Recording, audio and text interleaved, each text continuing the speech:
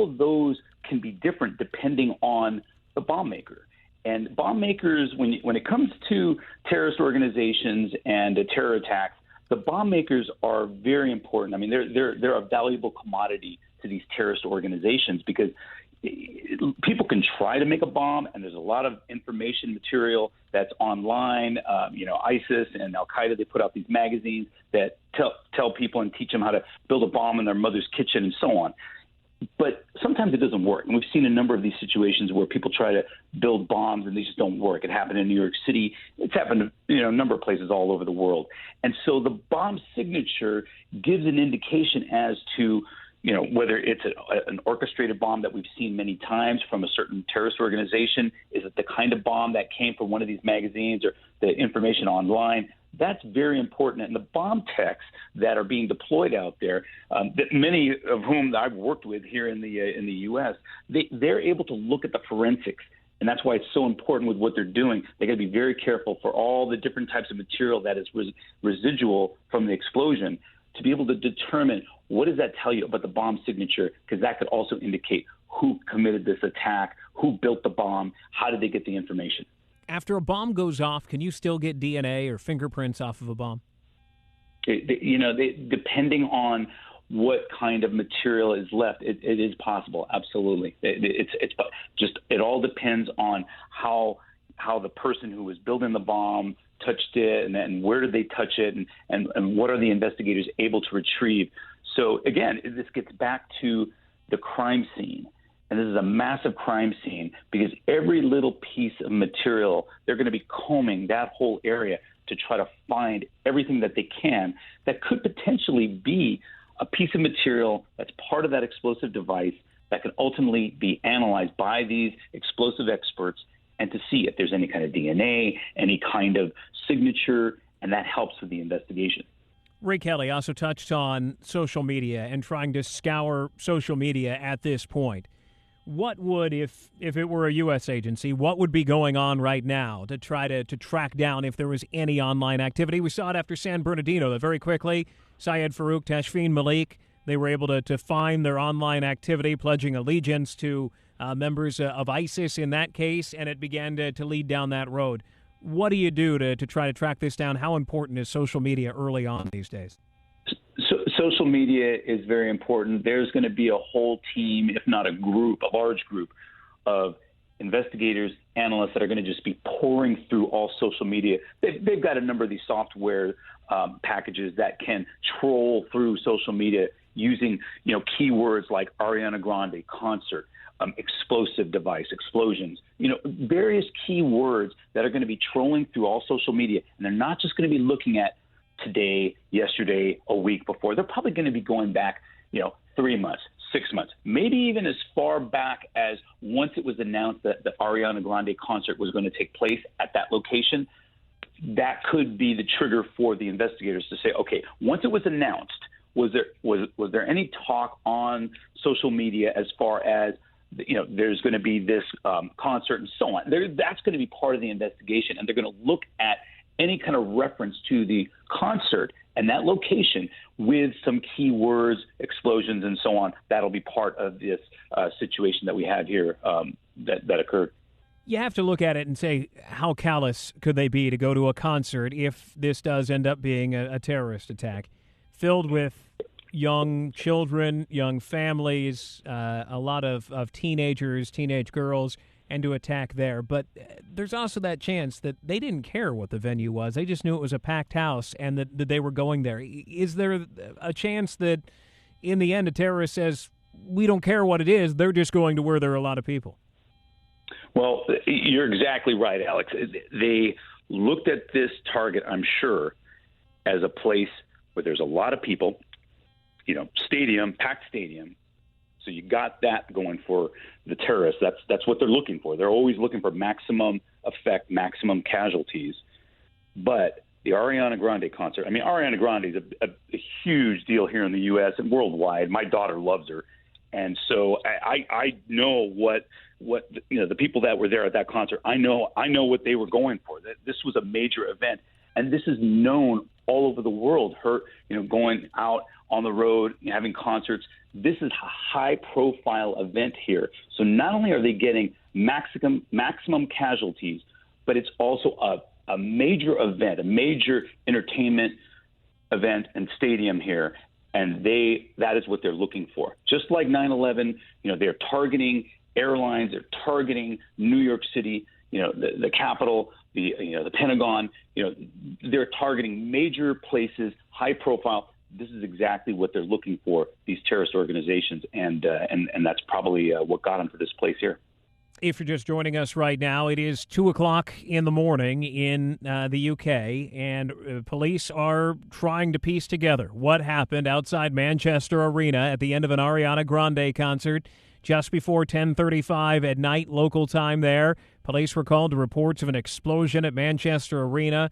So far at this hour, 19 people have been confirmed dead, around 50 others injured.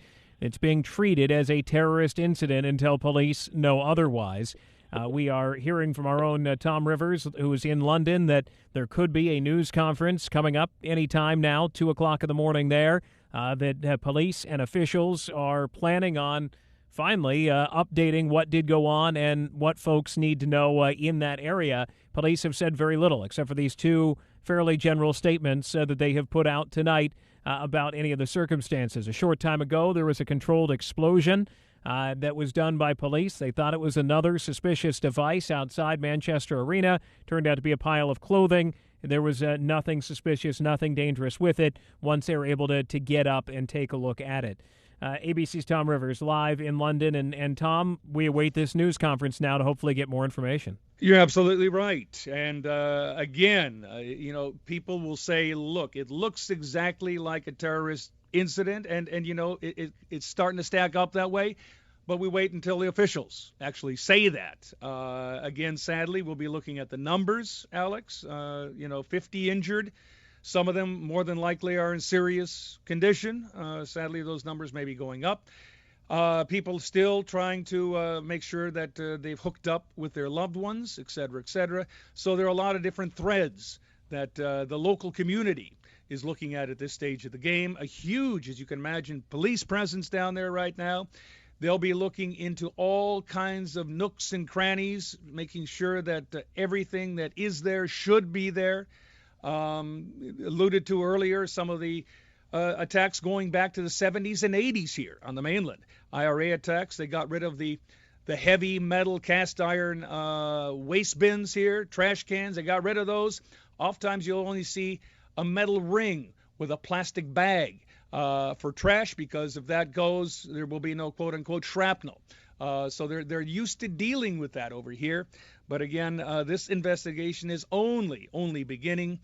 There's going to be scores of police that are going to be peering over various aspects, evidential, forensics, you name it, in the coming days. There's going to be no leave up there, and people are going to be working long, long hours.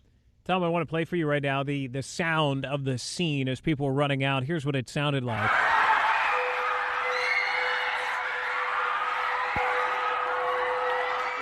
You can imagine the concern there on the loudspeaker.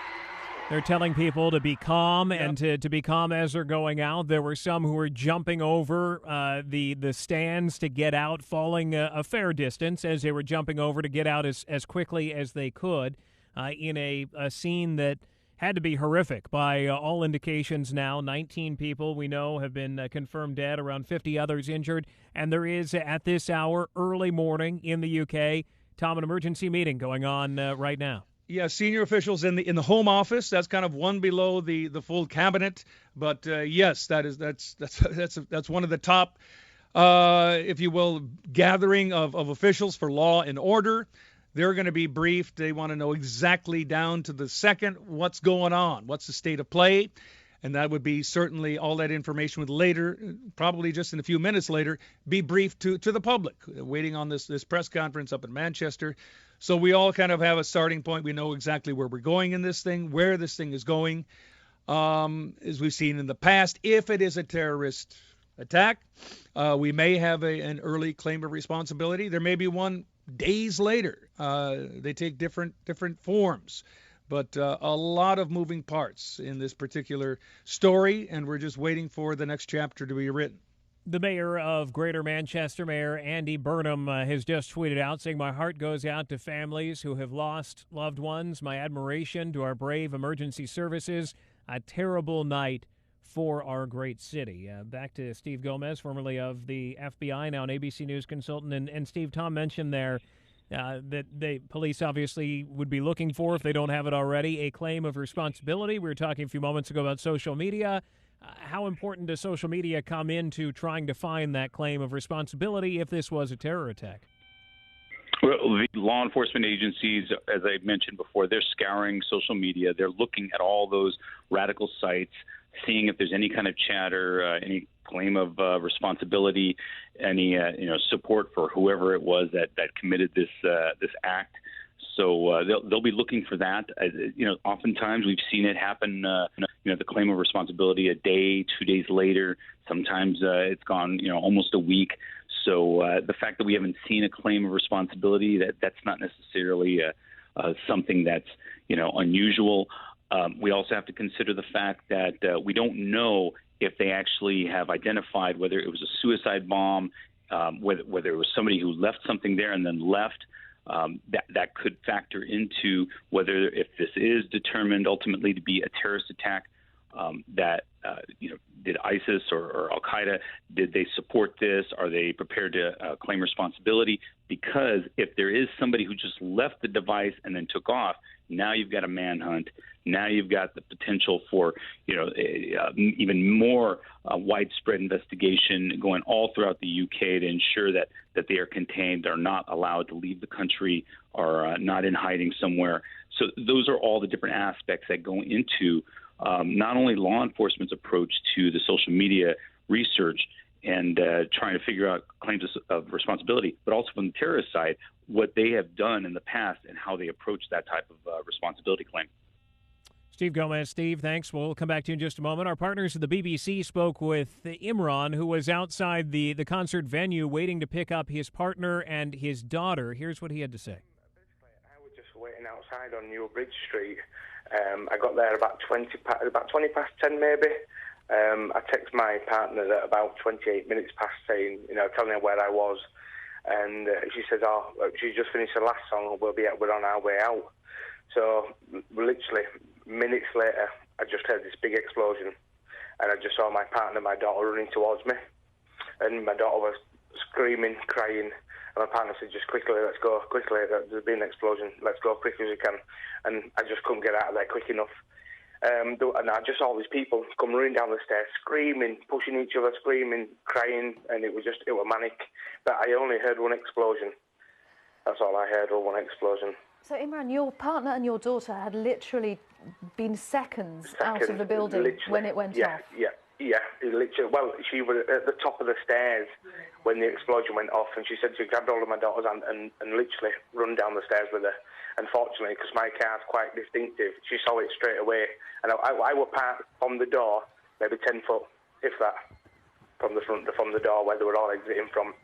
And there were just people running out in front of me screaming, and I just assumed that they'd seen a celebrity or seen, because minutes before, a coach had passed me, and I think it was Ariana Grande's coach. So I just thought maybe they'd seen a celebrity or maybe seen her, and they'd all come running out, just to see it like some teenage girls do. But then when I saw my partner come running towards me, screaming, and my daughter crying, I just knew something wasn't right. But I'd already heard the explosion, but I thought it was a pyrotechnic going off. Like when you hear concerts and when it all finishes and something goes off, to say good night or whatever. I assumed it was that. I really, really did. Because you could hear the vibration from the music from when I was stood outside. But then obviously you heard this big explosion, and it was just manic after that. But we fortunately got away. But it's taken me over 2.5 hours to get back home. That's extraordinary. And just as you were leaving the scene, could you see scores of people running out onto the street? Oh, hundreds of people. It was just manic. They were just pushing each other out the way. People just trying to get out of the way. It was just manic. It really, really was, yeah. And when you say it took you 2.5 hours to get home, you're in Leeds now, are you? How far away? That's right. For people who don't know the region. About 45 miles. Well, it took me 45 minutes to get from my house to Manchester Arena. But yeah, it took me over 2 hours to get home. And did you have any idea, when now you hear what has happened and how terrible the night has been inside Manchester Arena? I mean, how do you respond to that? How do you react? I feel sick. My partner won't even speak to one of our journalists on the phone. She's laid in bed. She's in bits. You know, she's absolutely in bits. She's saying if minutes later I could have been caught up in that. I could have split up from our daughter. You know, her daughter comes to the car. She's cried herself to sleep. She actually wanted to sleep in bed with us, and she's 12 years old, and she's been looking forward to this since Christmas. This was a Christmas present for the tickets that we bought of Christmas. And she's been counting the days down, and she's had a great evening. And this was, you know, it's crazy. It's absolutely crazy what's going on. You know, kids are at a concert and there's some absolute lunatics doing what they're doing.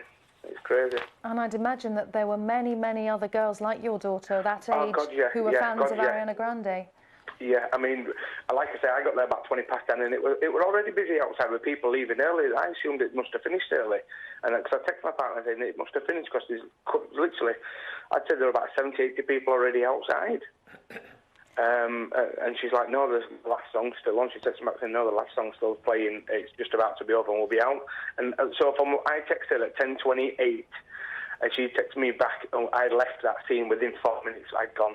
I just quickly sped off because I was right next to the traffic lights. We're on green. As soon as I got in the car, I just got my way through everyone and made it through. Really fortunately. Did you imagine that there were casualties inside from what you heard and saw? No. I didn't until we just got near the motorway and we'd heard on the news that there'd been fatalities, and you know my daughter obviously heard it on the radio, my partner heard it on the radio, and they both just burst out in tears, both of them. For a 12-year-old girl at her first concert, this must be very traumatic. Oh, she's in bits. She's like, I want to get out of Manchester, Dad, and just get me home. She's absolutely in bits. She really, really is. You know, I mean, we've got home. We've been home since I think about 12:30 when we got through the door, 1:45, and you know we can't even go to sleep. We're not even tired. It's just going around in his head. What could have happened? What's happened? You know, and what's happened to the people?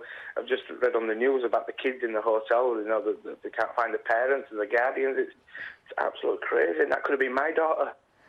You know, and I wasn't even going to pick them up. They were going to get the train home, and I'd meet them in Leeds. But I decided to go pick them up, and I'm just so glad I was there to get them. You know, it's just what's going on in our heads now is what if, and it shouldn't be like that, but it is, unfortunately. Imran, what did your partner say she experienced when she was rushing out? What was it like? What was the explosion like from her perspective?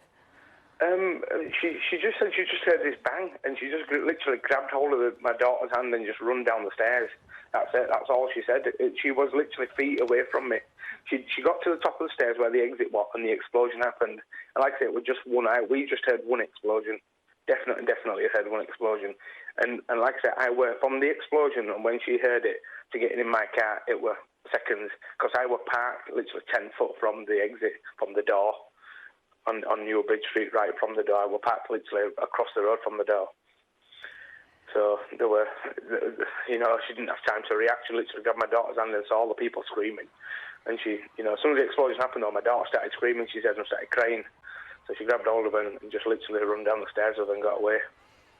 But they knew something wasn't right. They definitely knew something wasn't right. They weren't sure what it was, but they said something wasn't right. I'm Ron talking to Imran, to our partners at the BBC there. An emotional story, concerned about his daughter, his partner, as well as they came running out of the venue to get out of Manchester Arena as the explosion right after it happened. Any moment now, after 2 o'clock in the morning in the UK, police are expected to give a news conference to update the latest and to give some indication of what may have gone on. The latest update we have from police is 19 people have been confirmed dead, around 50 others injured, currently being treated as a terrorist incident until police know otherwise as they are beginning their investigation. We go back now to Tom Rivers live in London. And Tom, we continue to wait for this news conference. Exactly. And Manchester is in shock right now. Old industrial city, kind of the heart of the Industrial Revolution. And textiles, a big part of the history of that community. Americans probably know Manchester from a particular soccer team, Manchester United, and their rivals Manchester City. And everybody there is saying, how does it happen here? And that's always a question asked wherever you go, wherever these incidents happen. But they really are bewildered up there. Many people very, very emotional being touched by this and shaking their heads. And the fact that there was a very, very young, as you can well imagine, demographic at this concert last night here. People just in disbelief, let's put it that way. And distance-wise, what, about a 4-hour drive between London and Manchester? Yeah, it's a straight shot up. It's about 4 hours. Middle of the night, you can go a fair old clip. Drive time is going to take you longer, but yeah, it's a straight journey, and again, it's one that usually if you might hop on a train, but of course train traffic is going to be snarled up in that neck of the woods tomorrow. So that's basically taken out of the equation. People are going to be driving or flying. And you touched on it a short time ago. When it comes to hiding places for an explosive device, that the thing that strikes me when I've been to London, that you don't see garbage cans around, and you don't see a lot of planters and things that you might see in the U.S. because of concerns over explosive devices. Exactly, and that goes back to the 70s and early 80s with the IRA. We had those incidents in the past where those pieces of metal, the container, became lethal shrapnel. So oftentimes you will just see plastic bags hanging from a metal ring, and if that goes, it dissipates. There's not going to be anything in the container itself that can hit people. Go back to Steve Gomez now, formerly of the FBI, now an ABC News consultant. And Steve, one thing that one of the witnesses talked to us about earlier tonight, saying that the thing that struck him, he knew it was serious immediately when he saw armed police, because you don't see armed police very often in the UK, unlike the U.S., where every patrol officer has a gun. Every incident like this, after the Parliament attack, we heard the debate over should they be armed, shouldn't they. It may come up again if somebody could have stopped this, but it's a debate that comes up every time, and still police aren't armed in the UK. Why not? Well, it's more of a public policy question that, the UK is going to have to examine and try to figure out, does it help prevent these types of situations from occurring if you see more officers, security officials that are armed? It might. It very well may help in the prevention aspect, because at the end of the day, when you look at these situations, you're always going to want to prevent them from occurring. You want to get ahead of them. We learned this after 9/11. That was when I was in the FBI. That was the first thing that we went to under the leadership of former Director Mueller, where he said we cannot let this kind of situation happen again. We have to prevent it, and we have to do everything ahead of time to ensure that we are preventing these things from occurring. Now, if that means that when you have large events, stadium, ball games, soccer games, a concert like this, if that means that you're going to have law enforcement officials, you're going to have security officials that are going to have, weapons to basically show force that they are there and ready for anything, then that's something they have to examine. But it's a public policy question. They have to determine whether that is something that they want to have their citizens see and be prepared to accept, because it's different there. And it's something that we almost accept here in the U.S. When you were going to the Super Bowl, when you were going to a major event, we've got, the NBA playoffs that are coming up now. And there's always going to be huge crowds around the stadium as people walk up. That is something that we are prepared for as Americans, and it's something they have to consider out there. Steve, thank you. Let's go back to another former FBI agent, Brad Garrett, who's joining us once again, now ABC News consultant. And Brad, we're 3 hours into this now. The scene has to have calmed down by this point, unless there is another device that is found somewhere, as police try to put together what happened. 3 hours into it, where should they be at this point? Well, they may well have an idea who did this. Partly based on cameras, eyewitness identification, sources, and, I'm going to guess they found this other device, which may also give them some leads. How was it built? What explosives were used in it? et cetera, which may lead them towards someone. And we should clarify the other item that they thought might have been a device that they were doing a controlled detonation on turned out to be a pile of clothing, so may not be a whole lot of help to them, but they may have fragments and be doing the searching for a bomb signature on the other device. This could take a while, obviously, to try to track down if somebody is responsible for this, if it was a bomb, but in the early hours, what's most important for trying to track somebody down? Is it studying that bomb? Is it talking to intelligence sources? Is it looking at social media, or all of the above? It's clearly all of the above, and you have to be able to do these things simultaneously. That's why it is key that you have a team together of people from various agencies and organizations that can feed you information as they get it, so that a command post has a comprehensive picture as to what this really is. Because the problem we have, or they have, is that, okay, they had a device go off 3+ hours ago. Is this person or persons part of a group of which tomorrow morning they want to blow something else up? So, the pressure is on to ID who did this, where they were located, where the bombs came from, or maybe where they were assembled, and get that at hand, because the last thing, obviously, the police want is to have to deal with some other horrible incident tomorrow morning during rush hour. We talked to Steve about it a short time ago, but when it comes to who would do something like this outside of an arena with children, with families inside who had gone to see typically an Ariana Grande show, you spent your time in the FBI doing a lot of analysis on people, behavioral analysis, and what does this tell you? If they knew who was inside, maybe they didn't, and if it was in fact a terror attack, they just wanted to look for a target with a lot of people inside. But if they did know, what does it tell you? Well, you have to be clear about one thing here, is that people who commit these type of acts do not look upon the folks they killed, whether they're children, parents, etc., as human. They see them as the enemy because they're not part of, quote, whatever group the bomber is from. And so that is the brainwash part of this, is that it just doesn't register for them that they're basically killing harmless children as they go about this.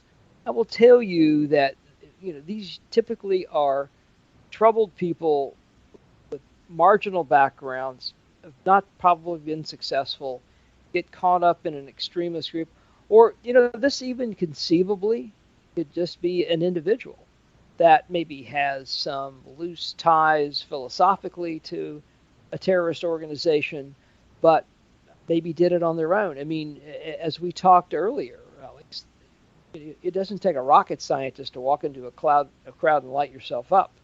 You just basically have to have the guts to do it, and then that's about it. Brad, thank you. We just got a statement from Theresa May saying that the Prime Minister is saying, quote, "We are working to establish the full details of what is being treated by the police as an appalling terrorist attack. All our thoughts are with the victims and their families of those who have been affected." ABC's Tom Rivers live in London. First time we're hearing somebody, and in this case the Prime Minister, say this was an apparent terror attack. Exactly. And, of course, we are in the midst of a very intense, very truncated, short election campaign. A lot of issues on the table, a lot of inside baseball domestic issues. But, again, terrorism, if in fact that's what it certainly is going to be a talking point. It may not be the main point as this campaign rolls on into the early part of June, but it's going to be a component. There's going to be a talking point in the discussion up and down this country. Is the approach correct? Is there anything that possibly that can be done that isn't being done? And it's something that a lot of people are talking about. We are waiting at the moment for a news conference that we expect to happen anytime now, updating the latest. The most current numbers that we have at this hour, 19 people have been confirmed dead, around 50 others injured after a terror attack. Now, the Prime Minister, Theresa May, saying an apparent terror attack outside of Manchester Arena tonight. at 10:35 local time in the UK. It's now almost 2:30 in the morning in the UK. At the end of an Ariana Grande concert, as people were filing out outside in the open area outside of Manchester Arena, apparently a bomb of some kind, an explosion went off, killing those 19 people. Hopefully the number does not go up at this point. Around 50 others injured, the numbers there as we await this news conference. And we've been talking about it for quite some time now. We have not heard that it's over yet, Tom Rivers, live in London, but an emergency meeting that's been underway.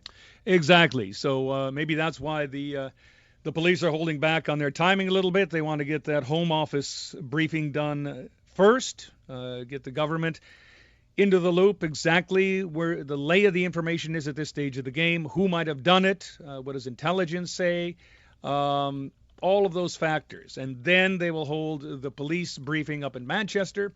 One, because a lot of people up there are still awake now. They're nervous. They don't know what to do. They want to have the latest information. Then they can go to bed and then figure out what happens tomorrow. The city's going to be on edge tomorrow as well.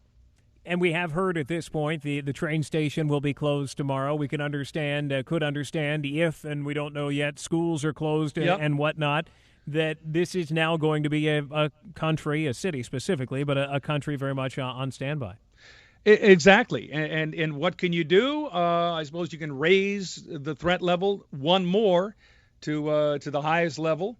In practical terms, you can probably eke out a few more police to put on the beat.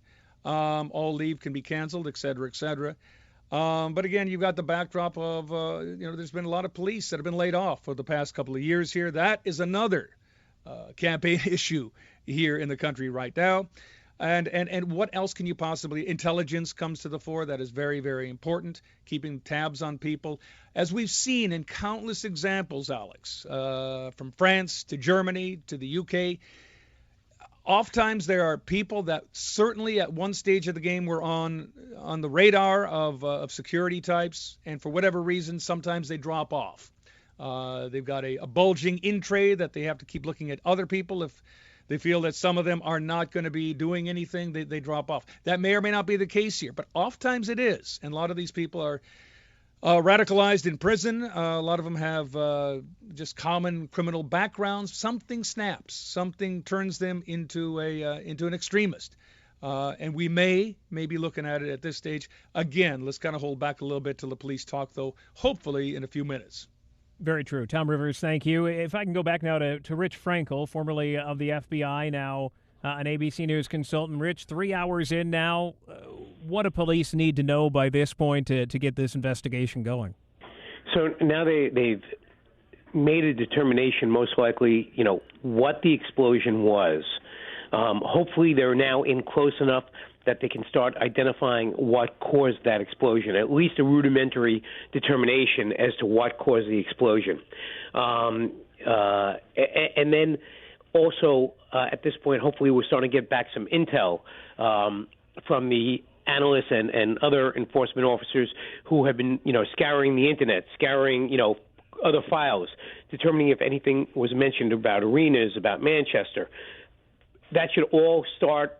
That should really be coming in now. We're at that point where the investigation, you can say, is up and running. And then at this point, what the investigators will do is going out and starting to run down those leads. Are there people that they need to go out and keep an eye on? Are there people that they need to go out there and interview? Are there other techniques that they now have to engage to determine if other people are out there who may want to cause a secondary device, if in fact this was a terrorist act? Again, even though I guess the Home Secretary said that it could be a terrorist act, or probably was. Until we hear it from the law enforcement, from the police, it's still speculation. Sure, and we've been talking about it, but how important does social media come into this early stage play here to figure out, okay, which direction do they need to be going in? Oh, there are going to be analysts and officers assigned specifically to social media. They're going to be running down every connection that they can. They're going to be looking, like I said, at Manchester, at the actual artist. Who tweeted out about her, who made comments about her on social media. They're going to go through the entire background on anything that could have come back on social media to this event. And then from there, they're going to start showing connections. They're going to see who's connected to who, and then they're going to start running down those leads. Social media today is as important as going out and doing, a brick-and-mortar search, where you're actually going out and doing investigations and going out and talking to people. Would there be a possible connection to, and hear me out here for a second, but to the actual artist, Ariana Grande? Or most likely in a scenario like this, is it just find the most amount of people as you can in one spot and hurt as many people as possible? I'm not, as somebody else who was previously on said, I'm not an expert in music. So I don't know if she's done something that would cause anyone to specifically target her concerts, based upon her music. I just have no idea. Most of this is it's opportunity. They maybe they did some surveillances on the location, and they saw that at concerts, after concerts, it's a great opportunity. As Steve Gomez said, people are coming out of the concert. They start massing at the exits. Maybe somebody did that surveillance and was able to identify that this was a good opportunity. So these are the things that may have happened. It also is possible that this is a lone person who is in the area, and so therefore it's a target of opportunity because that person just needed to go to that location and didn't have to travel away. And again, we don't know what happened. I mean, is this a suicide bomber? And the investigation as far as a threat ends there. Is this part of a larger group of ISIS or Al Qaeda, and therefore the investigation will follow on? That we're really too early in the investigation to make that determination. Yeah, just so many unknowns at this point. Hopefully police, at some point, they're promising a news conference. Hopefully they'll be able to answer some of that. Rich, thank you so much. And we go back now live to London and ABC's Tom Rivers. And Tom, any new information coming in? No, at this stage, we're kind of just hanging in there and waiting for the latest. Manchester, the people there are on edge right now and worried and concerned, and they want some information too. And of course, it's nobody on the police force is sleeping tonight. Everybody is working hard, and they want to strike while the iron is hot. We found that in other investigations, that the critical time of trying to glean all of these various leads from different sources is right now, right? And they want to knock on as many doors as they can. They don't want it sliding down. You think back to December in Berlin, and some of the leads there were followed up weeks and weeks later. They say they don't want to do that. They want to do whatever they can as quickly as possible, sprinting at the beginning, because this is not a marathon. They want to get answers as quickly as possible while things are still warm, things are still hot out there. 4-hour drive away in London. The situation there tonight, this morning now, the hours in the UK. What's the situation at this point? A heightened alert there as well? Yeah, people are kind of, you see a lot of lights up and down the street. People are up and watching the news, listening to the radios right now, shaking their heads, saddened in disbelief, as you can well imagine. But again, who knows what's going to happen down the road? Could there be something down here? Maybe yes, maybe no. Is this an individual? Is this a group? We don't know. A whole lot of questions out there at this stage. Yeah, a whole lot of things that we just don't know at this point. And the UK has been on a high state of alert for another terror attack ever since the attack on the House of Parliament in March. And the UK at its second highest state of alert. We kind of know what that means on the U.S. side. What does the second highest state of alert mean in general on the UK side, Tom? Well, it means it's just about everything other than they have information that an attack is, in fact, imminent. So it means they're pretty darn assured that something's going to be coming. They just may not know exactly when it's coming. So it is pretty high. And comparing and contrasting, years ago, 30 years ago, if you saw a policeman with a firearm, people were taken aback. That was an incredibly rare scene. It is becoming more commonplace now, especially in the tourist areas. You see handguns. You also see rifles, automatic weapons, and people are getting used to seeing that. They're getting used to seeing police wearing bulletproof vests. You go to the airport, you're probably going to see maybe patrolling in pairs. Police now with automatic weapons. It is, I guess, part of the new normal, and people are gradually here in a pretty gunless society becoming acclimatized to that over a number of years, and it is something that has become part of the new 21st century normal, certainly in the UK. And jump over to Steve Gomez. Steve, not to harp on that, but it still amazes me because patrolling in pairs, wearing bulletproof vests, and with handguns is something that every American expects out of every police officer. Yeah, absolutely, especially with any kind of special event, whether it's a football game, baseball game, the NBA playoffs that are going on right now, any kind of major concert. You pretty much now have accepted the fact in America that if there is a major crowd that's going to gather, it's a potential terrorist target because they're looking for maximum casualty. And when you have a group of people, that's potentially a target. I mean, I've mentioned a number of times in the past how LA Live in downtown Los Angeles, I go there, every once in a while with my family, and it's a huge crowd especially crossing the street. So, you're concerned about that crowded area, whether it's waiting in line to get into the Staples Center, whether you are going to one of the places for dinner and you're crossing the street and you have to be concerned about vehicles because we've seen vehicle attacks that have occurred.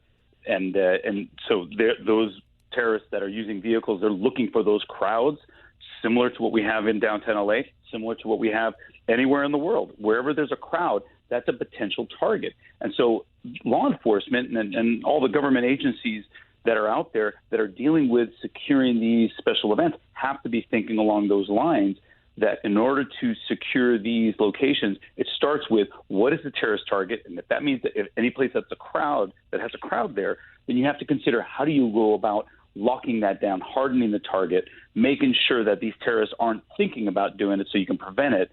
And part of that could involve having armed law enforcement officers with long guns, with guns on their side, with the flak jackets, almost looking like a military presence. You have to consider whether that is something that's going to really help the cause there, in addition to all the other aspects of security measures that they put in place for special events.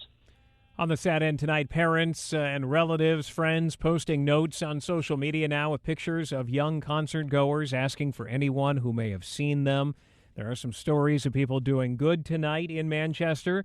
Taxi drivers turning off their meters to give people rides away from the scene. Local residents offering rides or shelter to people leaving the area. Hotels have been taking people in, including children. We talked not too long ago to a hotel manager who said they were taking in children, working to reunite those children at this point, that they were still underway trying to get parents back to their kids who had been at the Ariana Grande concert. A number of different witnesses who we are hearing from. We just heard a few moments ago, our partners at the BBC interviewed Mickey, who was at the concert with his girlfriend. Here's what he had to say. Mickey, obviously, you must be very shaken as to what has happened tonight, what you saw. Just help us piece together what happened and let us know what you saw. Yeah, I was there with my girlfriend and my daughter. It was actually a Christmas present for my daughter. And just as Ariana Grande left the stage, we were just all we were in block 113 on row L, so we were quite close to the front. So we were walking up the stairs where everyone were just leaving, and then just as we got out into the area where like the toilets are and all the shops where they sell all the T-shirts and caps and everything, we were just walking across there, and we heard this, this big bang. We didn't obviously know what it was. I did think, I did wonder whether it were, a terror attack, or I didn't know whether they were dismantling the stage and that they maybe dropped something, which caused a big bang. And then all of a sudden, there was just screaming, and people started running from behind us. There were hundreds of people running. And Mickey, just give us a sense. Are you safe now? Are you safe with your girlfriend and daughter? I hope and assume that you're out of the area. Yeah, we're back in Leeds now. We drove to the event, so we got out. When we got out, I actually grabbed hold of my daughter and said run, and we were running. Like, there were obviously hundreds of people screaming and running. It was just mayhem. We were running down all the stairs, trying to get out. And then I looked behind me and I couldn't see my girlfriend because there were that many people just running. And we got outside and I crossed straight over the road, and I was looking back and I couldn't see her, so I got my phone out to ring her. And then luckily, she was ringing me as I pulled my phone out, so she came across, and we walked back up to where we parked the car. And your daughter, I'm not sure how old she is, but she must be a huge fan of Ariana Grande, but she must now be very shaken to what's happened. How do you even come to terms or explain what did happen?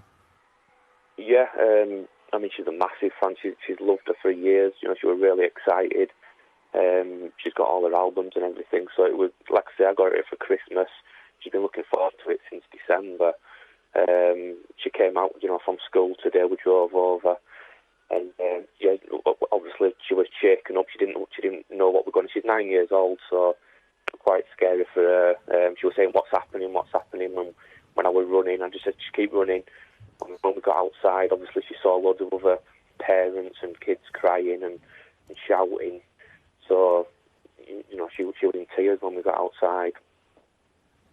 And I understand at one point you lost your girlfriend, so you must have been at a state of confusion for most of it. How much information were you getting in the aftermath of the explosion? There were nothing. I don't think really anybody knew what had happened. I didn't know whether, when everybody started running, I thought maybe it was a gunshot, and people had seen it and were just running for their lives.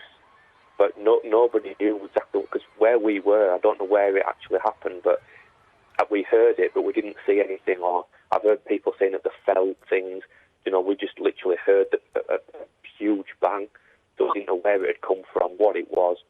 So it was just everybody else running that made me run, and I thought maybe it was a gunshot. But obviously, still, until we got in the car and put the radio on, we didn't know what had happened.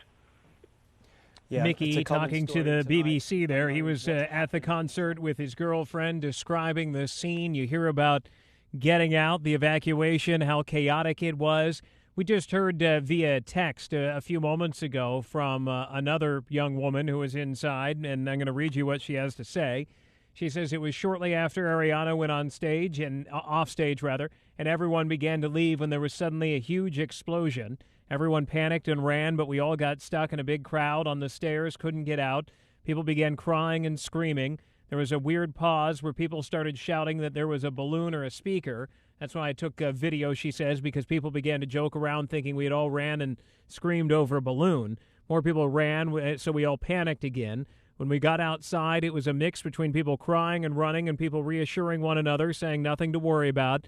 Then all of a sudden, loads of police cars came in, and we began to think it was more serious. Police cars arrived. Everyone began screaming and running in every direction. We didn't know what to do, so I ran to a taxi. My friend followed. Police were blocking off streets, so it took us a while to get out of town center. It is that evacuation that we've been hearing about quite a bit. Steve Gomez, formerly of the FBI, now ABC News consultant, and that evacuation that can be dangerous as well. Yes, and especially when people are disoriented because they're thinking that it's one thing, that there's not a problem, then all of a sudden they think that it's another, and you immediately go into survival mode.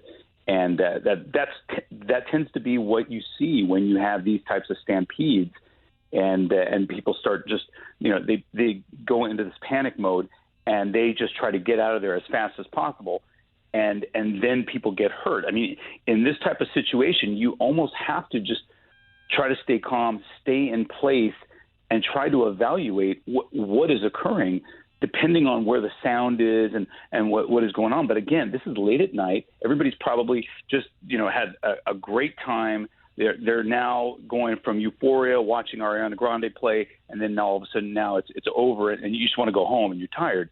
And so what you do isn't really clear in your mind as far as the information that you're hearing, whether it's a balloon or a speaker, and then all of a sudden you start to hear that maybe it was a bomb, or as people are leaving, they start to see blood, they start to see casualties on the floor. That is very traumatic, and now you're dealing with that situation, and you don't even know what to do. And that's probably what we are going to be hearing about from many more witnesses and victims in the next few days.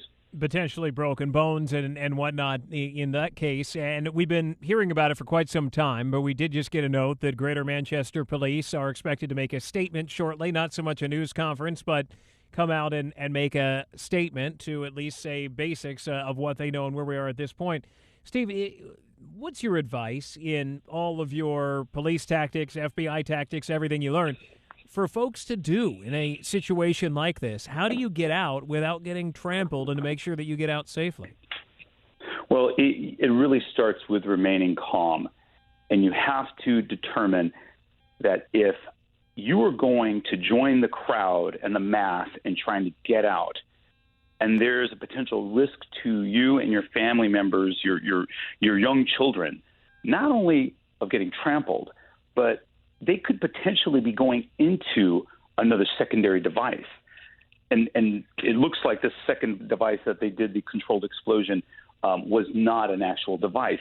But if it was, the terrorists, their game plan is not only to plant a bomb somewhere, but they have the secondary devices in another place.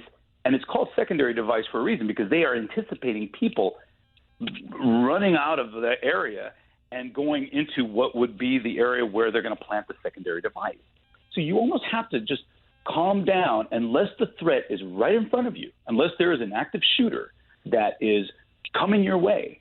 You almost have to stop and just evaluate the situation. And maybe sometimes it's better not to go anywhere. I mean, the fact is, inside the stadium, probably because of the security that they had of people going in, was fairly secure. Now, the chaos caused people to leave the area, and that could have put them in peril if there was another device, if there was, say, an explosion in one place, and then you had the terrorists in another place that were prepared for the people coming out with guns or with whatever other weaponry that they have. So those are the things that they have to consider. It starts by staying calm and evaluate the situation first. So hard to do, though, in an instant where you think we've got to get out of here, and your instinct is to just run to safety into a more open area where you're not in a confined space. But so we'll, as we continue to wait for information here right now, we're going to have to see, as police are telling us that they are going to give us an update here momentarily, if the numbers have changed. The latest update that we have from police, 19 people confirmed dead, around 50 others injured, currently being treated as a terrorist incident until police know otherwise. Theresa May has tweeted out that this is an apparent terror attack. They believe it is a terror attack right now. ABC's Tom Rivers live in London. That coming on the heels of a meeting that has been going on for a number of hours, and now the country gets ready to respond to a terror attack since they believe it is. Exactly, and we've heard countless times, especially with this threat level being so high for now the last few years. It isn't if you talk to anybody in Scotland Yard, they'll say, it isn't that will it happen or not. They'll say it is going to happen. The question is, where's it going to happen, and what's going to be the severity, et cetera, et cetera.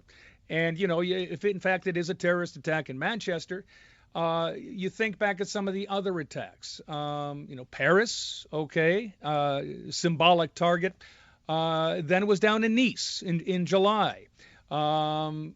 Using totally unorthodox tactics down there. So it doesn't necessarily have to be in the capital of a country. It can be somewhere else. Why? Because it's not going to have as thorough a police presence, a footprint, as large as it may be in Paris, or maybe in Berlin, or maybe in London.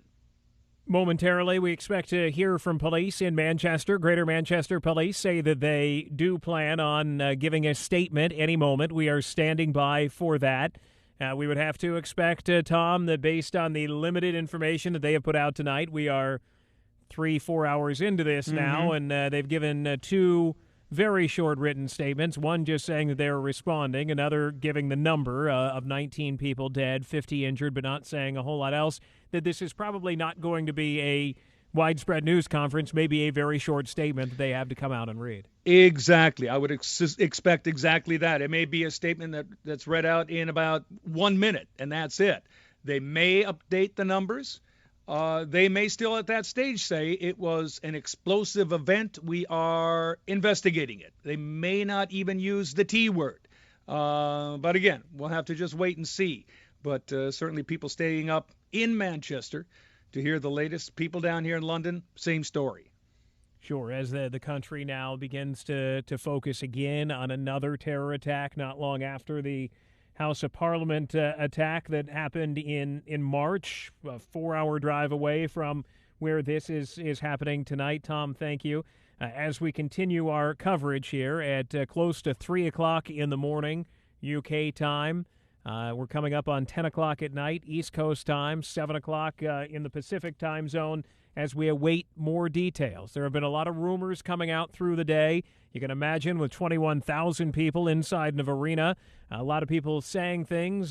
Some of it has turned out to be true. Some of it has been completely wrong. A number of hotels around the Manchester arena have been taking in children, taking in families, reunifications happening. In other cases, they're not finding their loved ones, and they are on social media right now looking for those loved ones. Social media playing a big role in this, as it often does after a terror attack, if that's what this is, from both trying to search for the assailant and the people behind it, and also trying to reunite families that have been apart and separated because of this. Back to Steve Gomez, formerly of the FBI. Because the injured may very well be families and younger folks because of who was at Ariana Grande, does that make the response any more difficult from a law enforcement side? Well, it does, because they're youth, and most law enforcement officials have children. Some don't, but most do. And just like myself, I've got a daughter who's 14 and loves Ariana Grande, and my wife's taken her to concerts just like that one.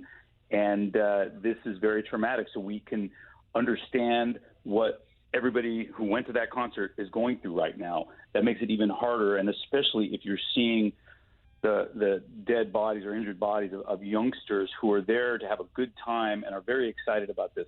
This is very traumatic for the law enforcement officials that are responding to the scene there.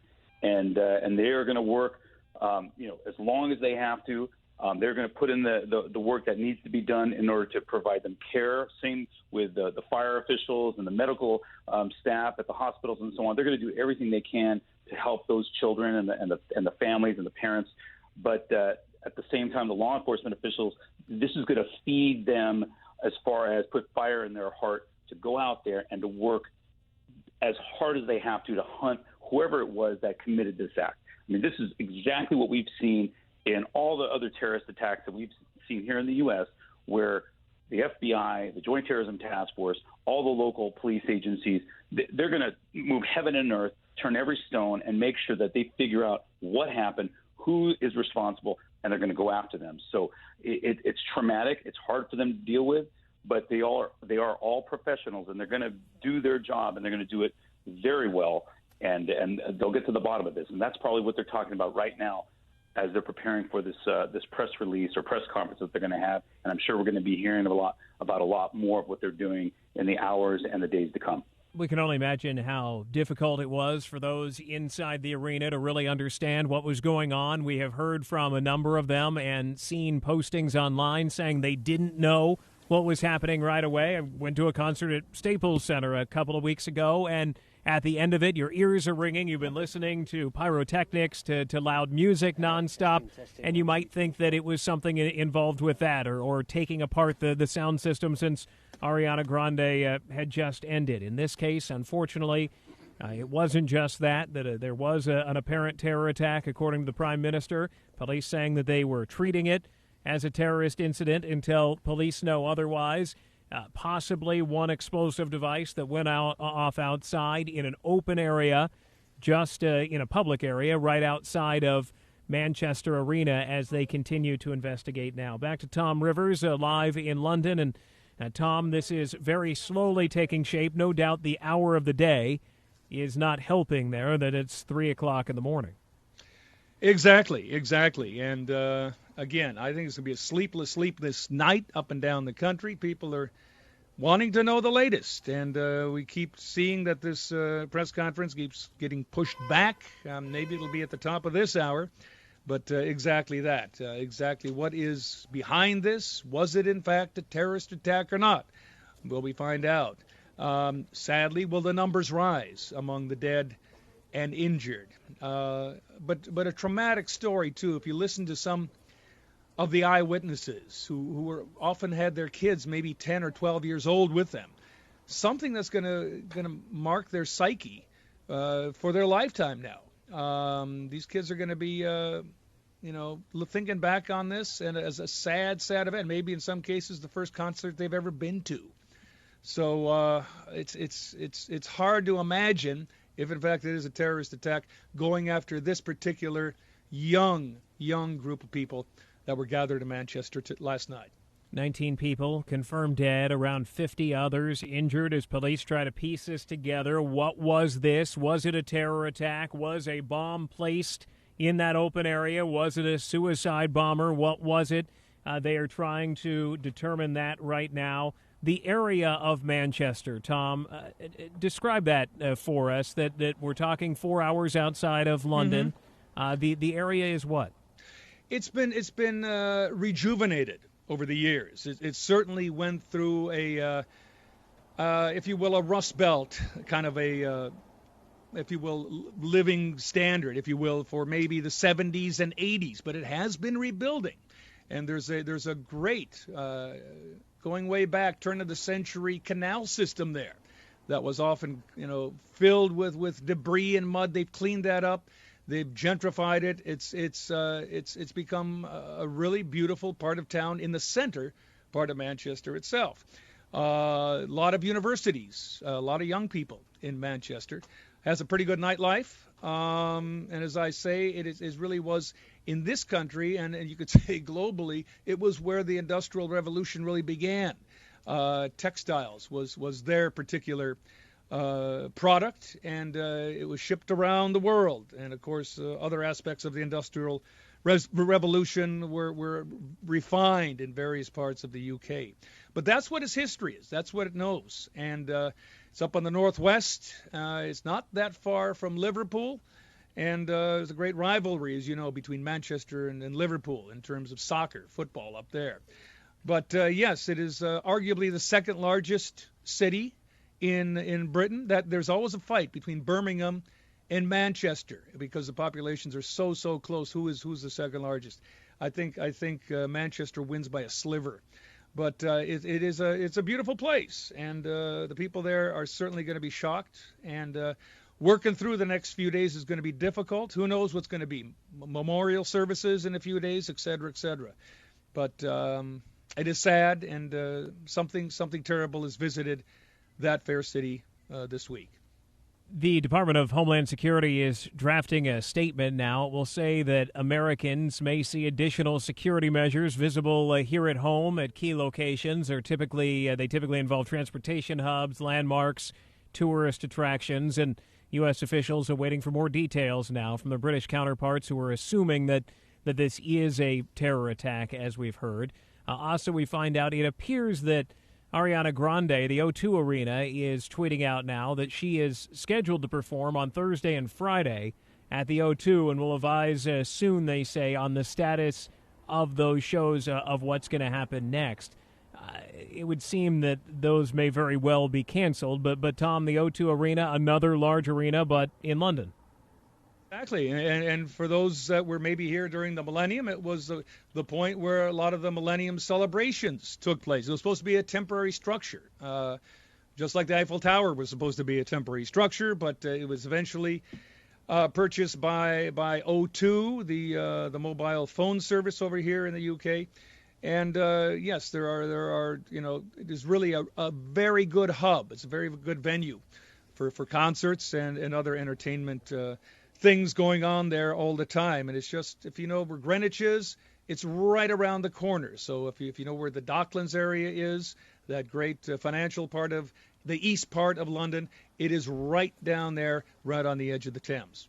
ABC's Tom Rivers live in London. Tom, we'll come back to you in a couple of minutes as we continue now to cover the unfolding situation in Manchester, outside Manchester Arena, that began about 4 hours ago outside of an Ariana Grande concert that had just ended as people were coming out of that concert when there was an explosion. Police are treating it as a possible terror attack. We know 19 people are dead. Many more are injured at this hour at 3 o'clock in the morning in London. I'm Alex Stone, and you're listening to live coverage from ABC News. 19 people are known to be dead. Around 50 others have been injured in a possible terror attack.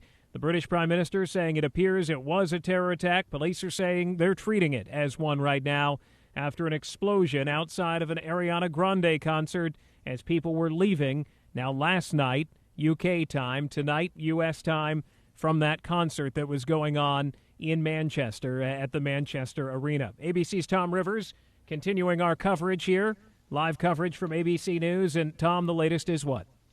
Well, the latest, we're sticking with the numbers we have, and they're now, what, an hour and a half old, something like that. 19 confirmed dead, 50, they say thereabouts, 50 injured in this terrible, terrible explosive incident. Let's call it that at this stage of the game. Certainly, the Prime Minister says it looks like an apparent terrorist attack, but that is not, as you know, confirmed yet. And maybe the police will be doing that shortly here when they hold a briefing in Manchester. While that's ongoing, there is a meeting being held right now, middle of the night here in London, the Home Office. That's the department in charge of law and order in the country. That's the domestic department in charge with that. And the justice, the police, you name it, they are briefing the senior officials there so that they get the latest on what is happening up in Manchester. So we're expecting the police to brief the public, as I say, quite soon, and find out exactly the latest on maybe what was the cause of this. We hope that might be revealed, and what goes forward for the city itself.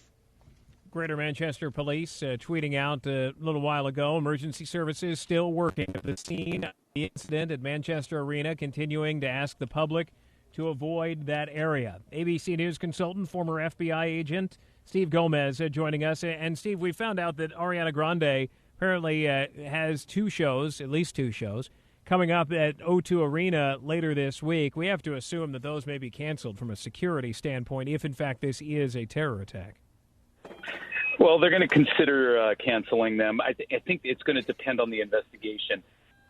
If this is something that could be determined to be a terrorist attack where they are targeting these types of events, especially for Ariana Grande, then the question is there other intelligence that would indicate that those other venues would be at risk? And if so, if there's even the slightest risk possible, they'll cancel those. If this is determined to be some type of lone wolf and this was a random incident that they targeted this concert, then that's something else that they will factor in. All right, Steve, I'm going to cut you off. Right now, police are updating the media. This is the update we've been waiting for. Let's listen in. Good morning, ladies and gentlemen. I'm Ian Hopkins, the Chief Constable of Greater Manchester Police. Ariana Grande concert. Currently, we have 19 people confirmed to have lost their lives in the explosion and around 50 casualties that are being treated at 6 hospitals across Greater Manchester. My thoughts are very much with those that have been injured and lost their lives and their loved ones at this terrible time. We are doing all that we can to support them. Officers from Greater Manchester Police and Emergency Services are working at the scene and are supporting those affected.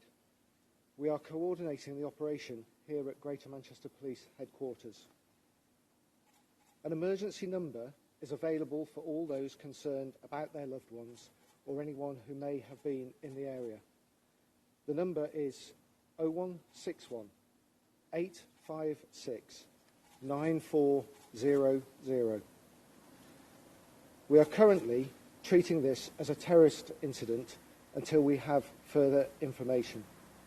We are working closely with National Counter-Terrorism Policing Network and UK intelligence partners.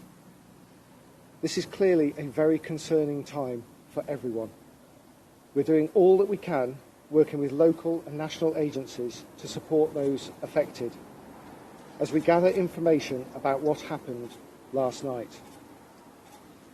As you will understand, we are still receiving information and updates, so we'll provide further detail when we have a clearer picture.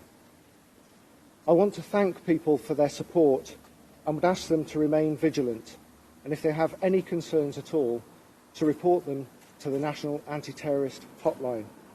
The number is 0800 789 321. It is important also that people here in Manchester avoid the area around Manchester Arena so that emergency services can continue to effectively deal with the incident at that location. Thank you very much. Have there been any arrests, Chief Constable?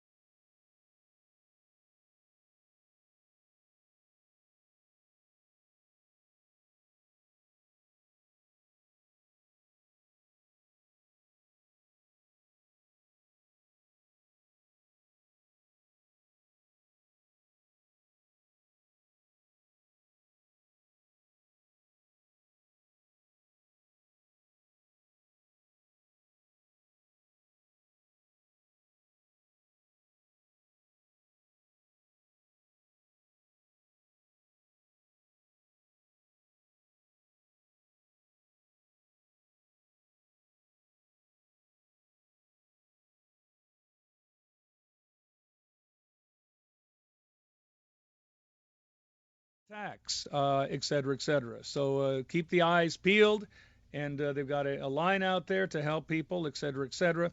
But they also, in all of these incidents, ask the public for its assistance. If they see something that is untoward or unusual, call a tip line, and the police will certainly jot it down, work through their priority list, and check out all the leads. You know, Tom, it seems somewhat unusual from a U.S. side that a police department would come out and make a very general statement and then walk away in silence, and people wouldn't be screaming out questions and they wouldn't be answering those questions. But it seems this is kind of how it's done in the U.K. Oh, yeah, sometimes you'll get questions thrown, but again, often given the circumstances of this story, given the shock factor, I think certainly the British press are more inclined, if you will, to just take it on board for what it is at this stage of the game, and just try to work with what the police give without, jumping on a slew of questions afterwards. Sure, yeah, because there are a lot of questions about what the method of this apparent attack may have been. Tom, stand by there. I want to go back to Steve Gomez, formerly of the FBI, now an ABC News consultant. Steve, what you heard there, does it change anything for you? No, it doesn't change anything really at this point. It sounds like they are not. They don't have evidence that would confirm that it is for sure a terrorist attack. So what we can assume with that is no claims of responsibility. They don't have any kind of evidence from the scene or any kind of social media information that would indicate that it was a declared terrorist attack. But they are approaching it from that standpoint because of all the hallmarks, all the signatures. I mean, you're talking about a large venue, mass casualty, an explosive device of some type. That what that device is, that'll add to the investigation. There are still a lot of unanswered questions. One of the biggest things that I'm trying to figure out is it a suicide bomber or is it some type of device that was left? Now, if it's a device that was left, it's very concerning because you basically have somebody that's out there, one person, if not more, and as we're speculating, the potential for another attack to occur. Now, you factor that into, as we were talking about before, going to the presser, that there's other Ariana Grande concerts that are scheduled. I mean, there's some serious risk that could be posed to Ariana Grande, her fans, all the people that would attend such concerts. So there are a lot of different issues at play right now. Sure. Could you have a bombing without it being a terror attack? Could they separate those two? It seems like at this point they have to know that this was, if it was, a bomb that went off. I don't think at this point you can separate that. Now, what kind of terrorist organization or what was the intent of the individual in creating terror? That's another question because, is it ISIS? Is it Al-Qaeda? I mean, we've seen them committing attacks all over the place. But as we've seen here in the U.S., there are also domestic terrorist groups or domestic issues that are at play when there's some kind of an attack. And the biggest one that everybody thinks about is the Oklahoma City bombing involving Timothy McVeigh, where that wasn't a foreign terrorist organization, but something that was more driven by domestic terrorism issues. So the hallmarks of this type of incident lead you to believe that it's some type of terrorist incident, and that's how they're approaching it. Now the question is, what type of terrorist incident, what type of group, organization, or intent was meant by committing this attack? Now, if this remains classified as a terror incident, it's going to be the deadliest in the UK since 2005, the 7/7 bombings, which claimed the lives of 52 people. And we will have to see if it stays that way. There have been some reports that it may have been a suicide bomber, maybe not. None of that has been confirmed by police. Does it make a difference? You brought up that you want to know. Is it a telltale sign one way or the other, Steve? Well, if it's a suicide bomber, it could potentially start and end with that suicide bomber. So then it would be a matter of, once they figure out who that suicide bomber is, what's that person's background? Is that person connected to other people? Is there a bigger conspiracy that is part of this attack? If it's not a suicide bomber and there was a person or persons that were involved in leaving that device there, then you have a great risk to public safety in the UK. And it's immediate. It's what we saw with the Tsarnaev brothers and the Boston bombing, where they were on the run. They were not there and captured. It wasn't a suicide bombing.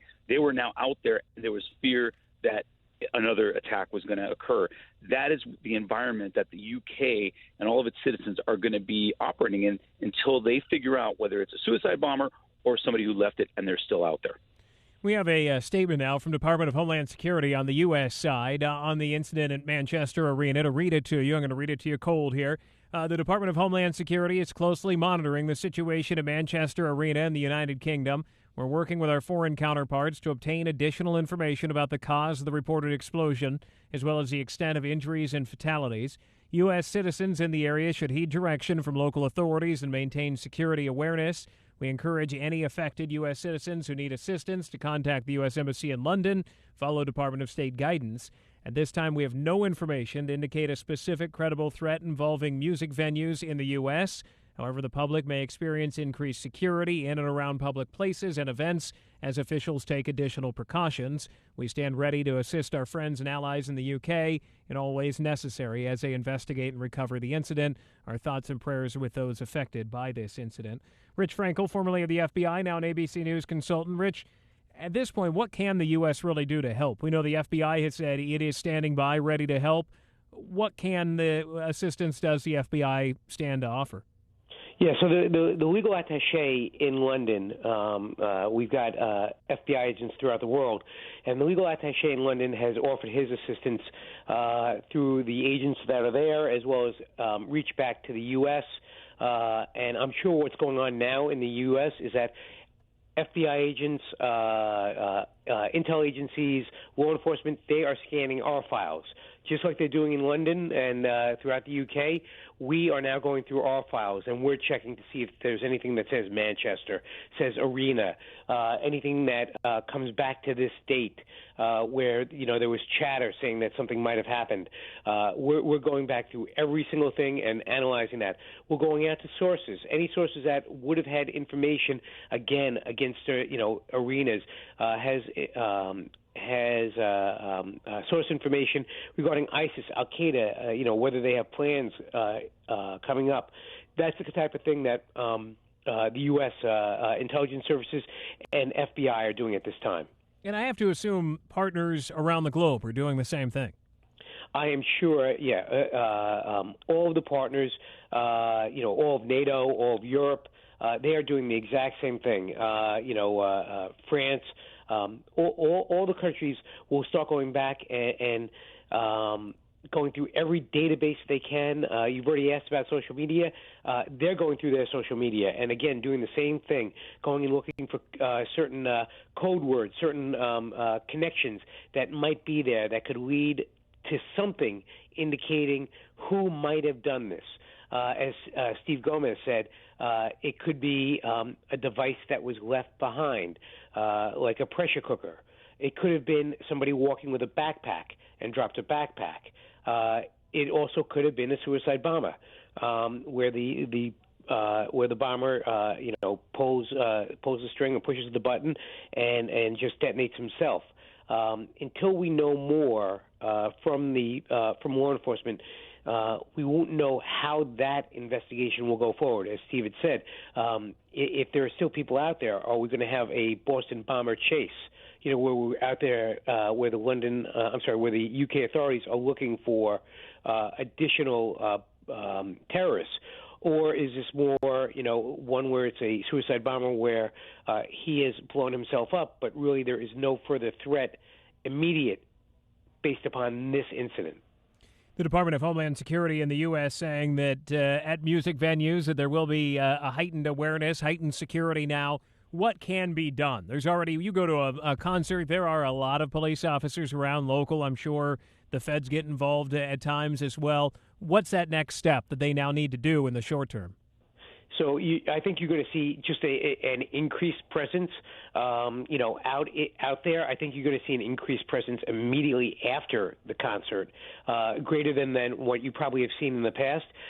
There will probably be more undercover officers walking around looking for anything that is out of that is unusual. I have young, teenage children who go to concerts. Will I stop them from going to concerts? No, but does this give me pause? Does this make me contemplate the security at these locations?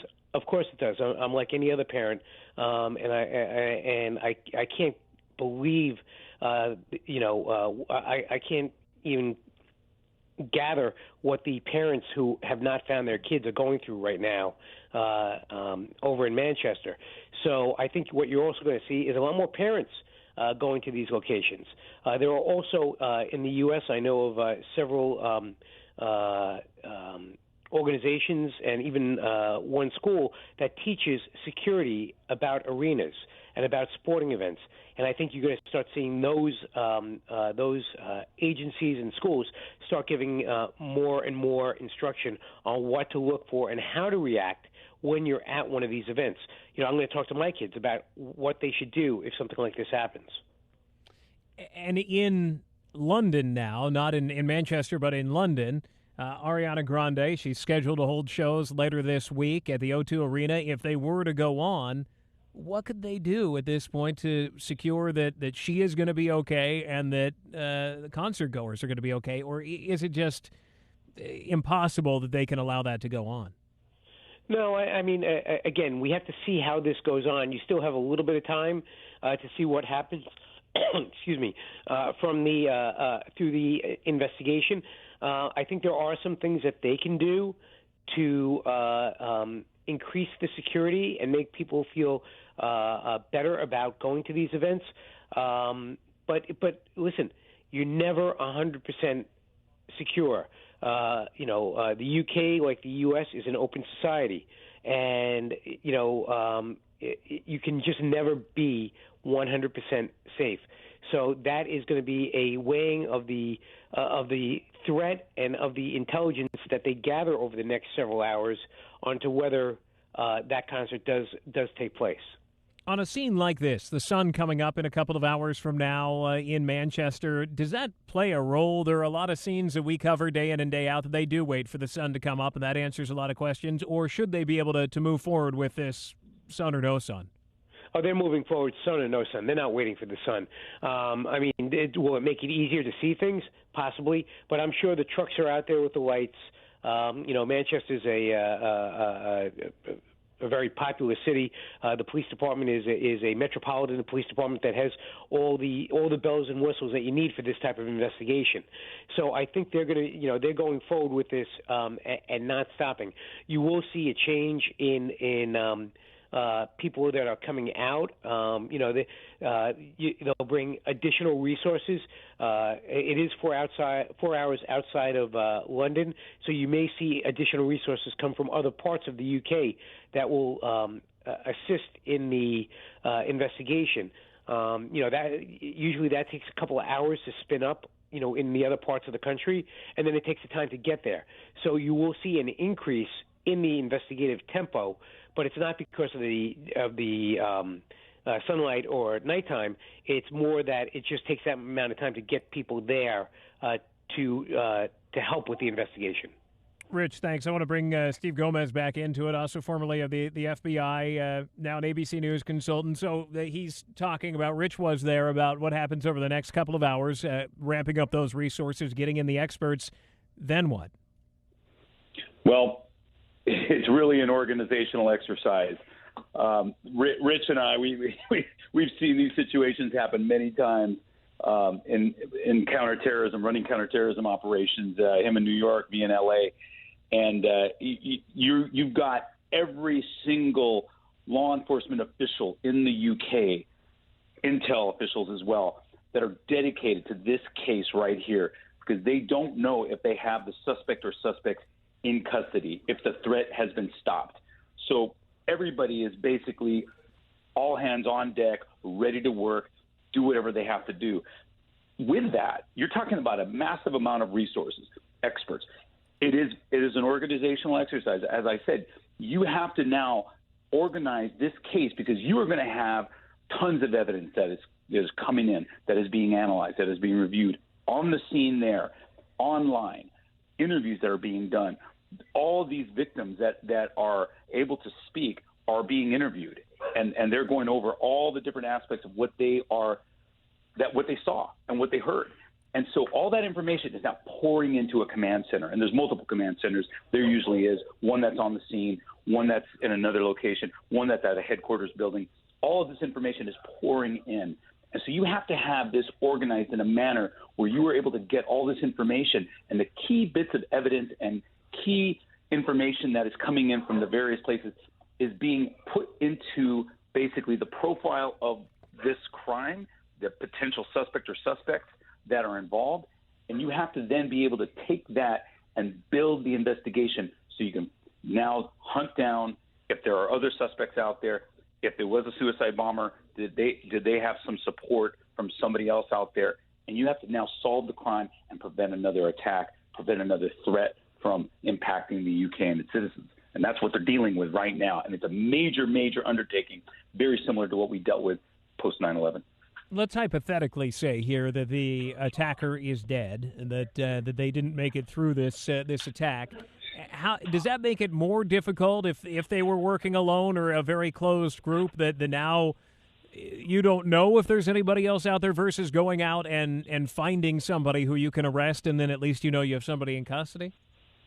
If it's a suicide bomber and you're going to figure out at some point who that person is. I mean, and from there, even though they're dead, you are now going to investigate that individual, every aspect of their life, going all the way back to potentially when they were a little kid and in grade school, interviewing people. If the investigation is taking you to that point, you're going to learn everything about that suicide bomber. And that is going to determine whether there were relationships that individual had with other people that could be suspect, whether their mindset was developed at an early age to commit this type of act, or did it occur like 6 months ago or 2 years ago? And did it involve that person traveling to another country somewhere? And then now the investigation takes you over there. So having if it's a suicide bomber, that could potentially limit the amount of time and effort in the investigation because it could be finite. But it depends on what the investigation finds out. if it's not a suicide bomber and these people, the person or persons are out there, I mean, the risk to the public is just great because they clearly committed one attack and they may have the mindset and the resources and the capability of committing another and another. And we saw a lot of this in Paris and France with a number of the attacks that they had over there. So if this is the kind of terrorist organization, very similar to what happened in France, they're probably going to be following the same type of playbook as they did over there. And I'm sure that's what the UK officials and law enforcement are very concerned about, that they have something similar on their hands in this case here, and now they got to deal with it in the same way. Have we found in the past that the webs of connections are pretty tightly wound and small? Thinking back again to San Bernardino, Tashfeen Malik, Syed Farouk, they didn't have a lot of connections. Didn't seem like they wanted to make a lot of connections except for some very close friends as they were planning this thing. Does it go wide from time to time, or is it often much closer knit than that as you're investigating these people? Well, in the case of ISIS, they have basically given out instructions to their followers and sympathizers and supporters to kill wherever you are, to commit an attack using whatever tools available, as opposed to, guns, or explosives, use knives, use cars. And we've seen those types of attacks occur in the last 6 months to a year. We were referencing Nice. We were referencing, Germany. I mean, there are a number of attacks where they're very crude. They don't even require any sophistication. What we have here in this situation, though, is that this is an explosive device that occurred that created this incident. That requires some sophistication.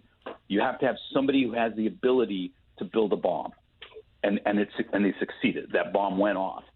So it's not as crude as what we've been seeing, lately with ISIS saying kill where you are. Now you have a situation where it's a little more sophisticated.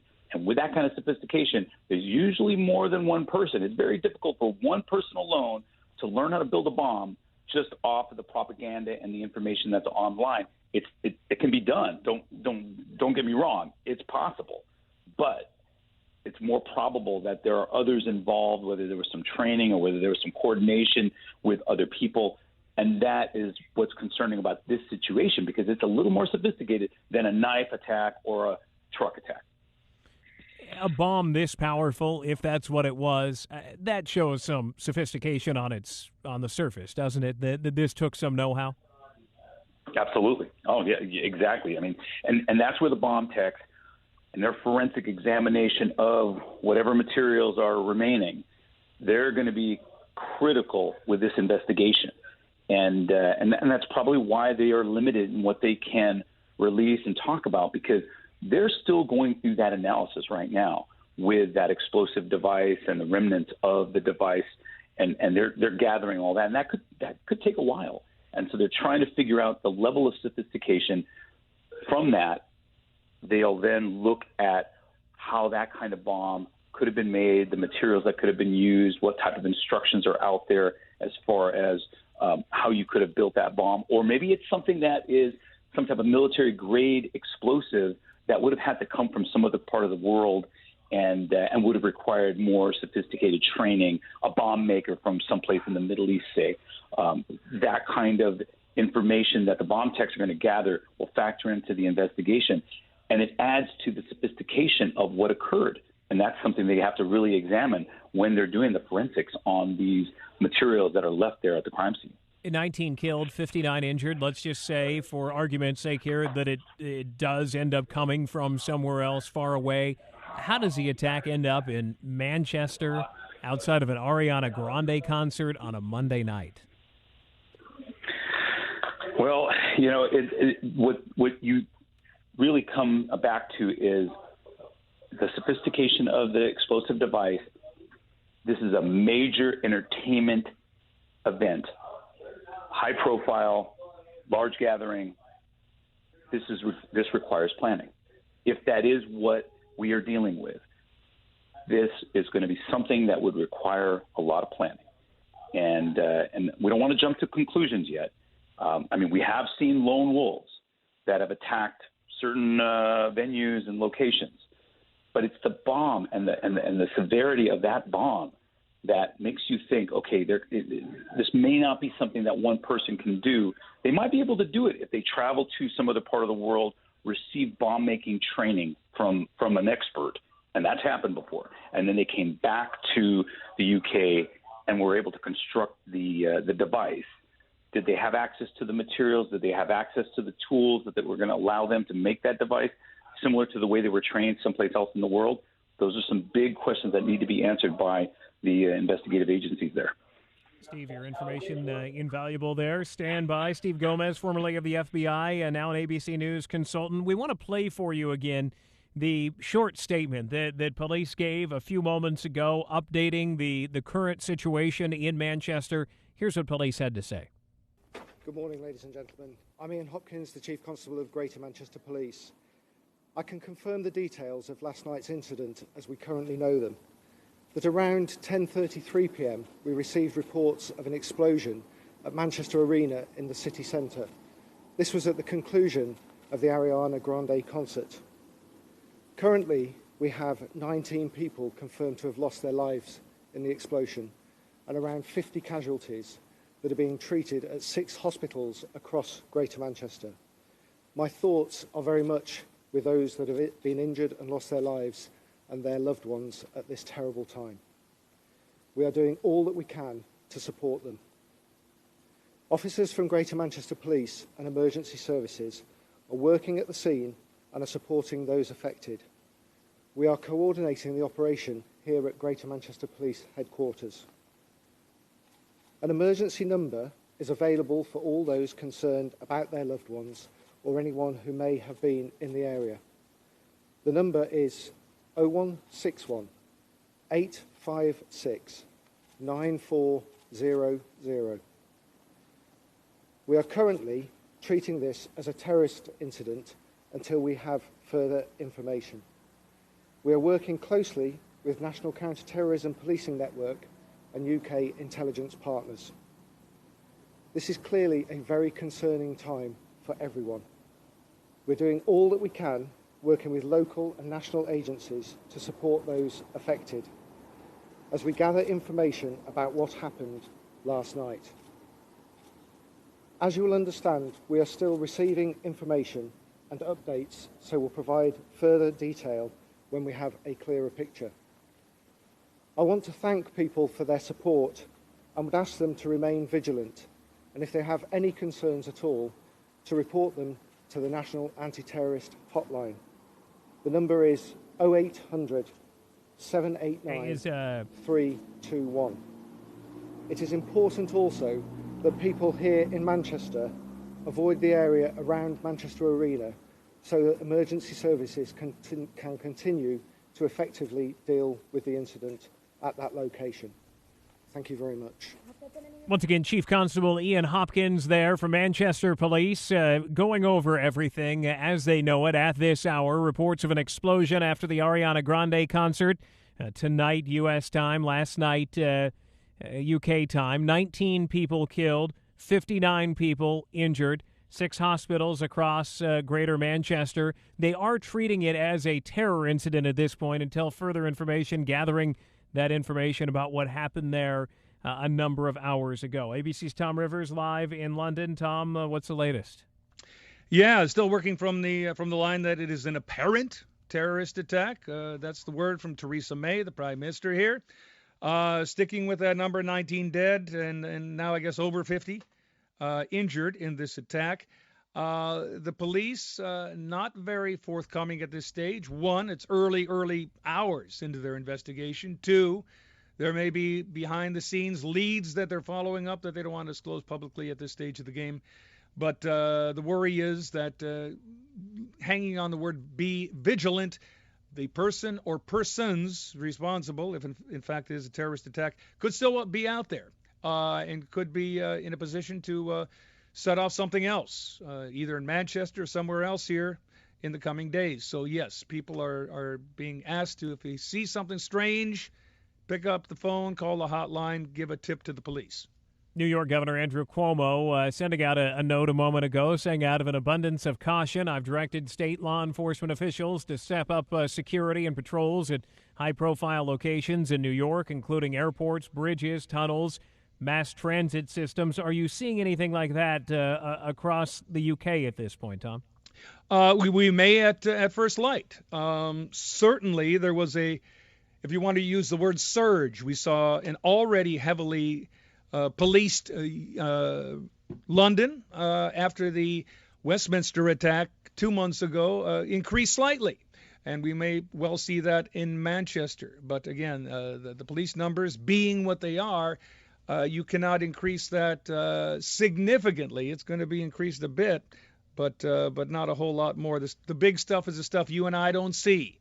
The stuff going on behind the scenes, the intelligence gathering, the analysis, the old connecting the dots, if you want to use that phrase, to figure out who might have been talking about this, who was responsible, who potentially knew other people that might have been in the know. And again, who has the knowledge to put a device together.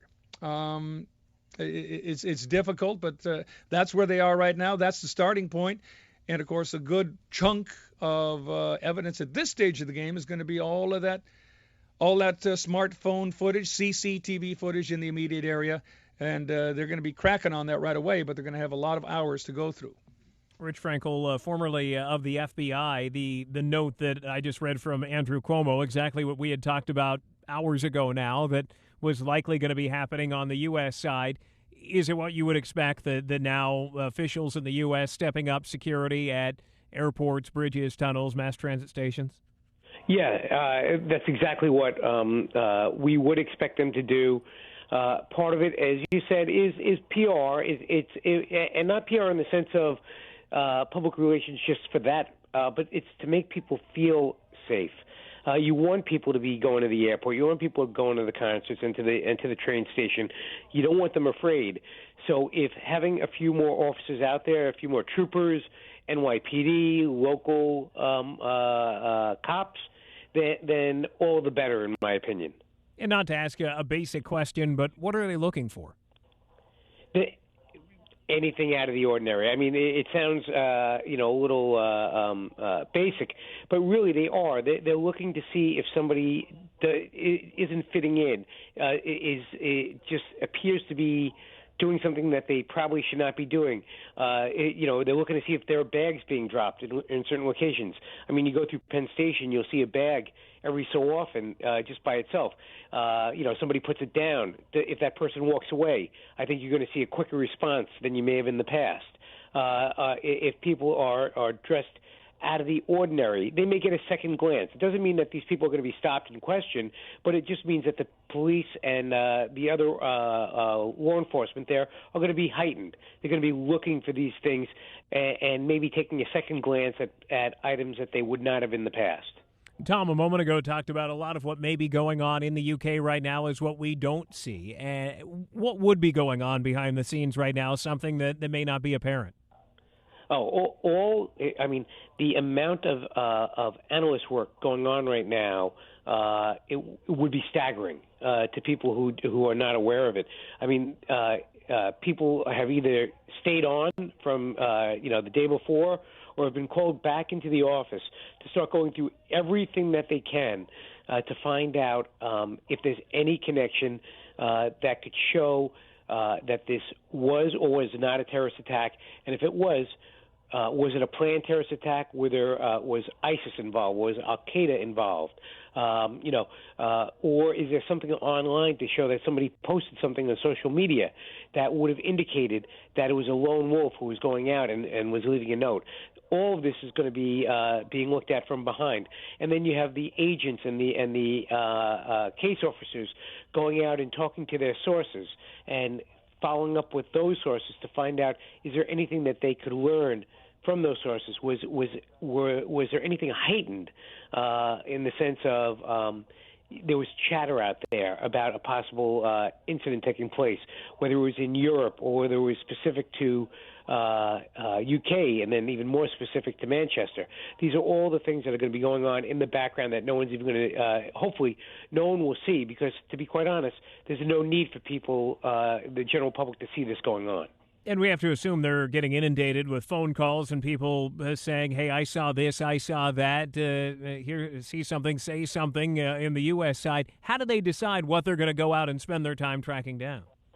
So in the U.S., I ran the threat squad after 9/11, and then I worked counterterrorism with some great guys, during my career.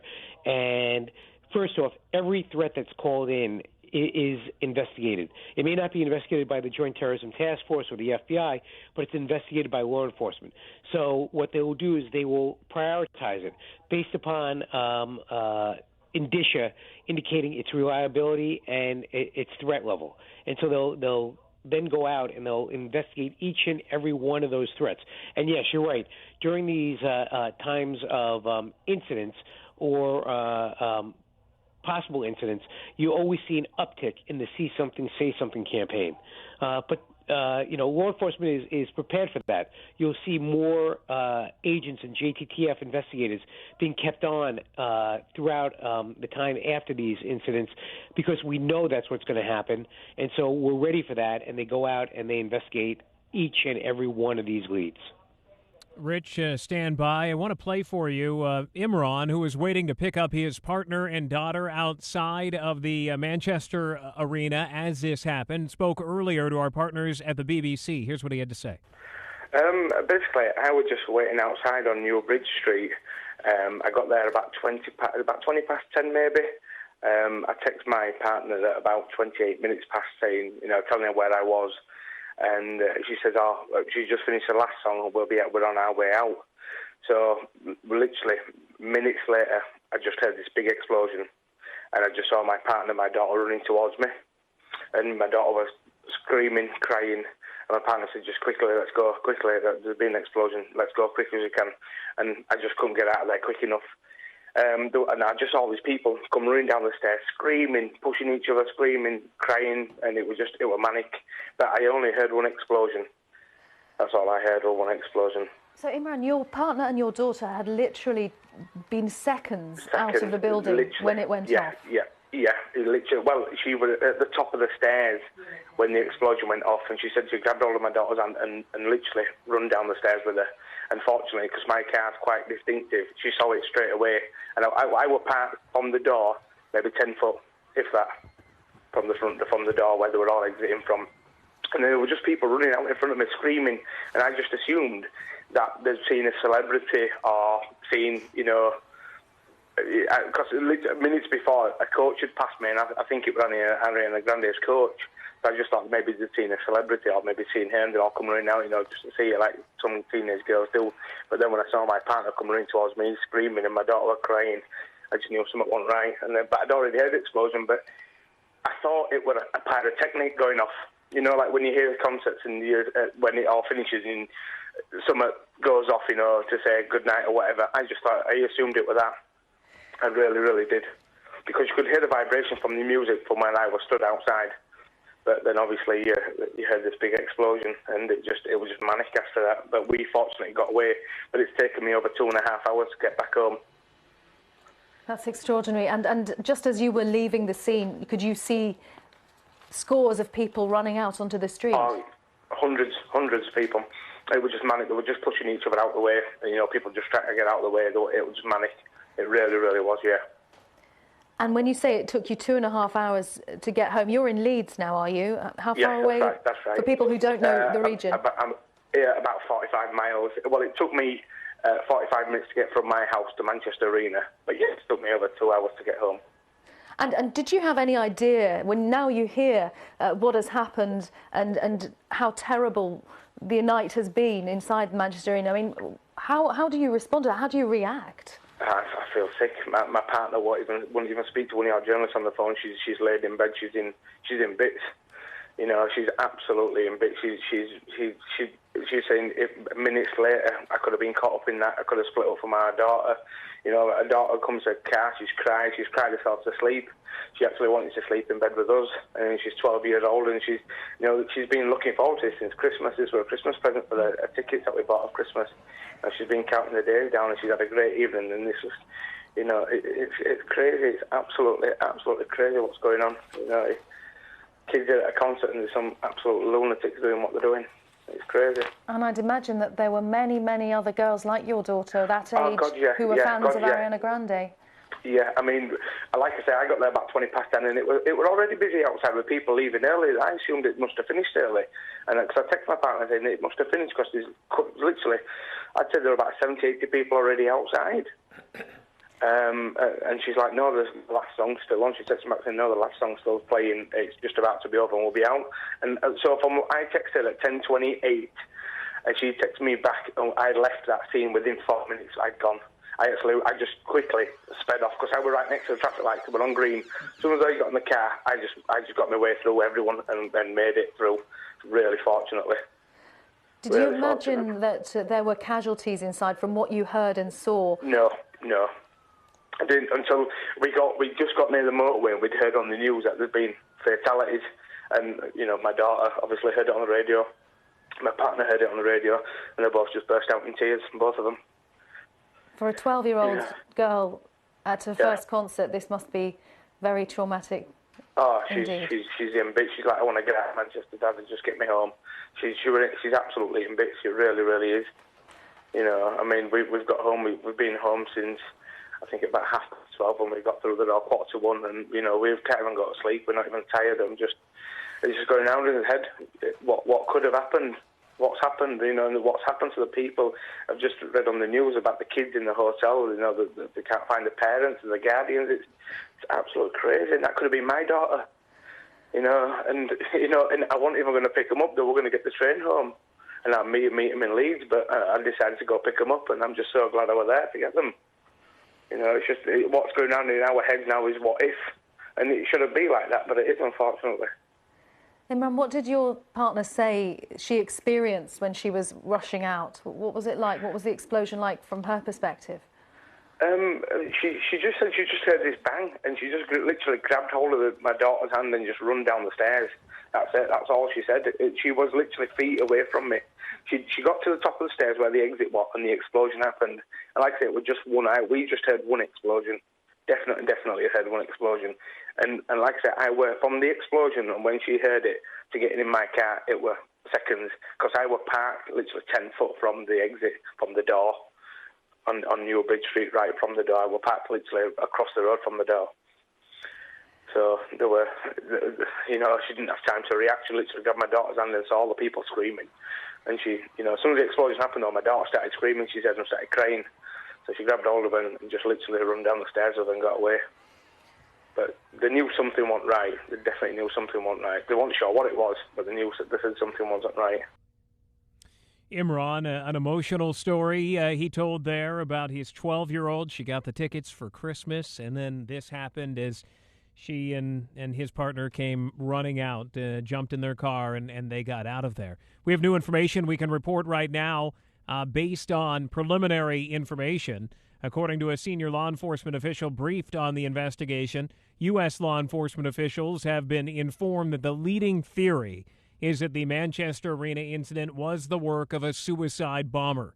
They caution this is preliminary information. The investigation still in the earliest stages. That can change, but they do now believe that this may have been the work of a suicide bomber. ABC's Tom Rivers live in London. There had been rumor that this was the case, but now, Tom, senior law enforcement officials telling us that it does appear that this may have been a suicide bomber. Exactly, and if in fact this proves to be true, a new chilling chapter in the UK. We've seen various attacks here over the years. We've seen the different kinds of bombs, different kinds of weapons, rifles being used, knives being used, but the suicide bombers, that's a chilling development. Tom, thank you very much. We know you're going to hit the road, head toward the scene there. I want to head back to Rich Frankel, formerly of the FBI, now ABC News consultant. And, Rich, now that we know this, that apparently senior law enforcement officials have been briefed on the investigation, the belief being that it is a suicide bomber, how does that change the investigation? So the investigation, at least for the time being, is not really going to change that much because we have to find out if it's a lone bomber. If he was by himself, whether self-radicalized or some other way, that will indicate that, okay, the investigation will go off in that direction. However, if he's one of a cell, this investigation is going to go on full speed to try to track down who else worked with this individual. Where did he get the equipment to make the bomb? Were there people who assisted him in that? How did this all take place? What was the planning like? So, at least for the time being, it doesn't really change the focus of the investigation in the sense of they need to find out what led to it, who was involved. And if it is in fact, as the senior official said, that this is possibly a suicide bomber, you're going to see an increase in the tenacity and drive of the investigation. Does it make it more difficult, though, that now your attacker would be dead, that you're not going to have somebody to go out and put in handcuffs and know, okay, you've got the person that pushed that button? Well, it will in that sense, but then you also have the now that you have a suicide bomber, there'll be DNA at the scene. The DNA may be able to identify who the bomber was. Once you've identified who the bomber is, now you're going to go back to the bomber's apartment or wherever that person was living, and you're going to be able to go through that intelligence. And through that intelligence, you're then going to go online, and you're going to go through the social media. And from the social media, you're going to track back to the people that they were involved with. Really, the way all the terrorism investigations have progressed, this is going to be no difference in that sense.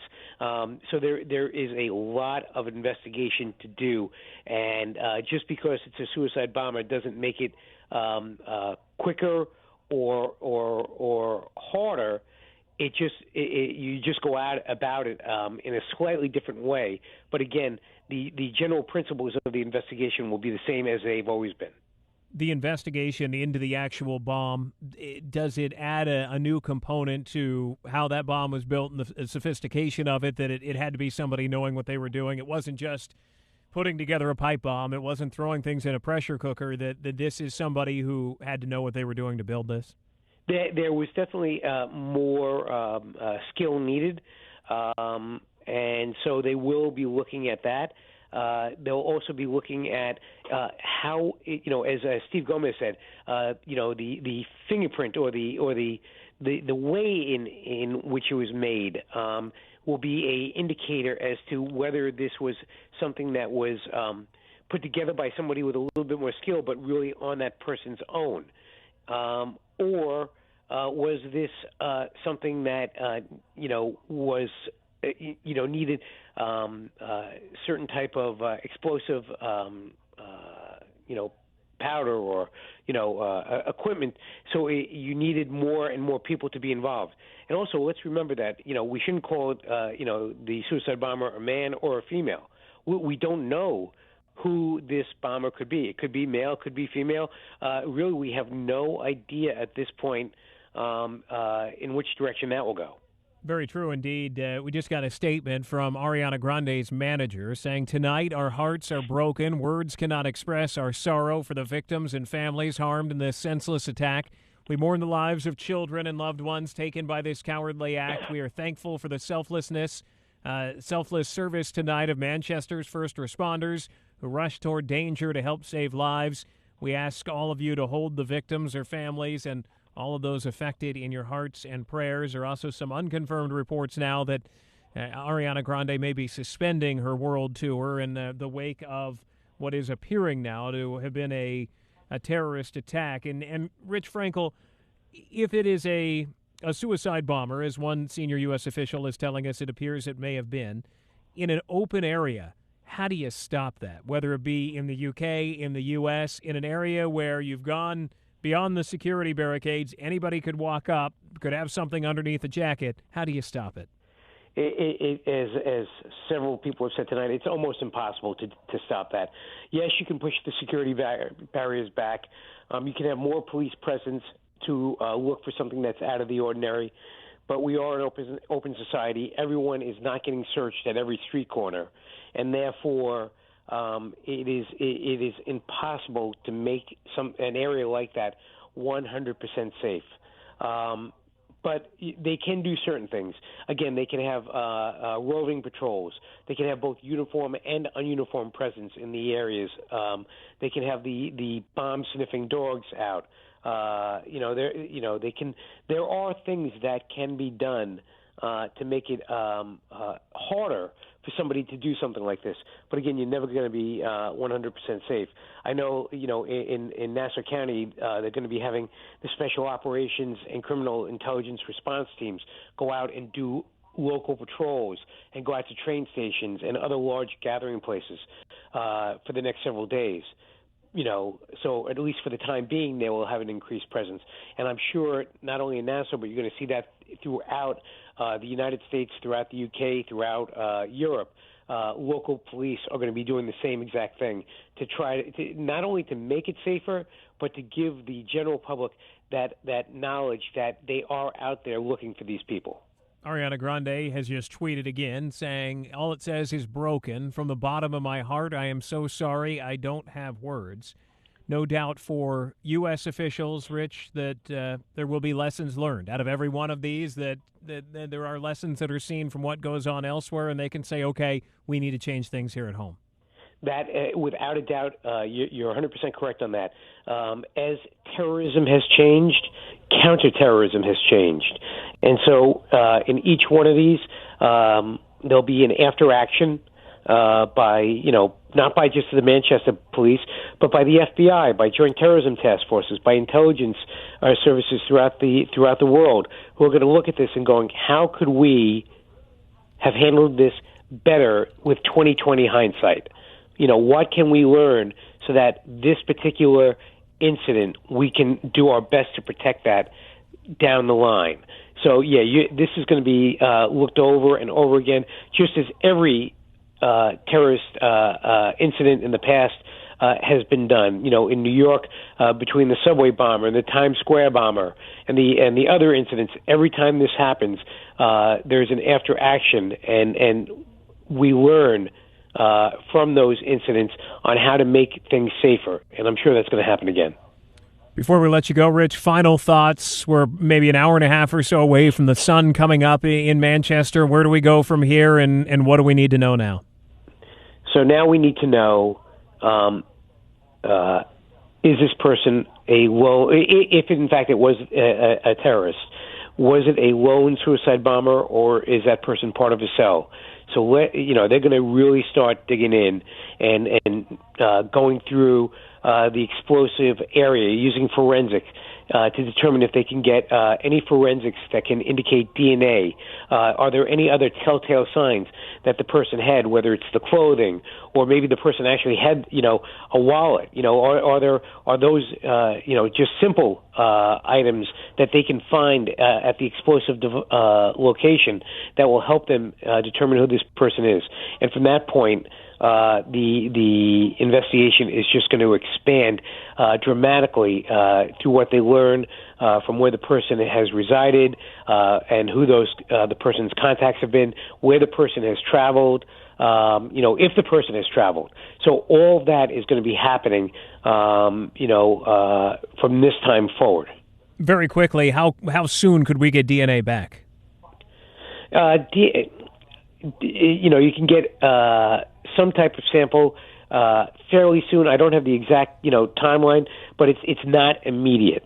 It's not like, okay, we got DNA, let's go make a determination right away. It does take a time period for that sample to be first delivered to a lab, then for it to be identified, and then it to be placed into the database. Rich Frankel, formerly of the FBI. Rich, thank you for your help tonight as this has been unfolding. 19 people confirmed dead. 50 others have been injured after an apparent suicide bomber attack. May have been a suicide bomber, according to senior law enforcement officials who have been briefed in Manchester outside the Ariana Grande concert, again killing 19 people. I'm Alex Stone, and you've been listening to live coverage from ABC News.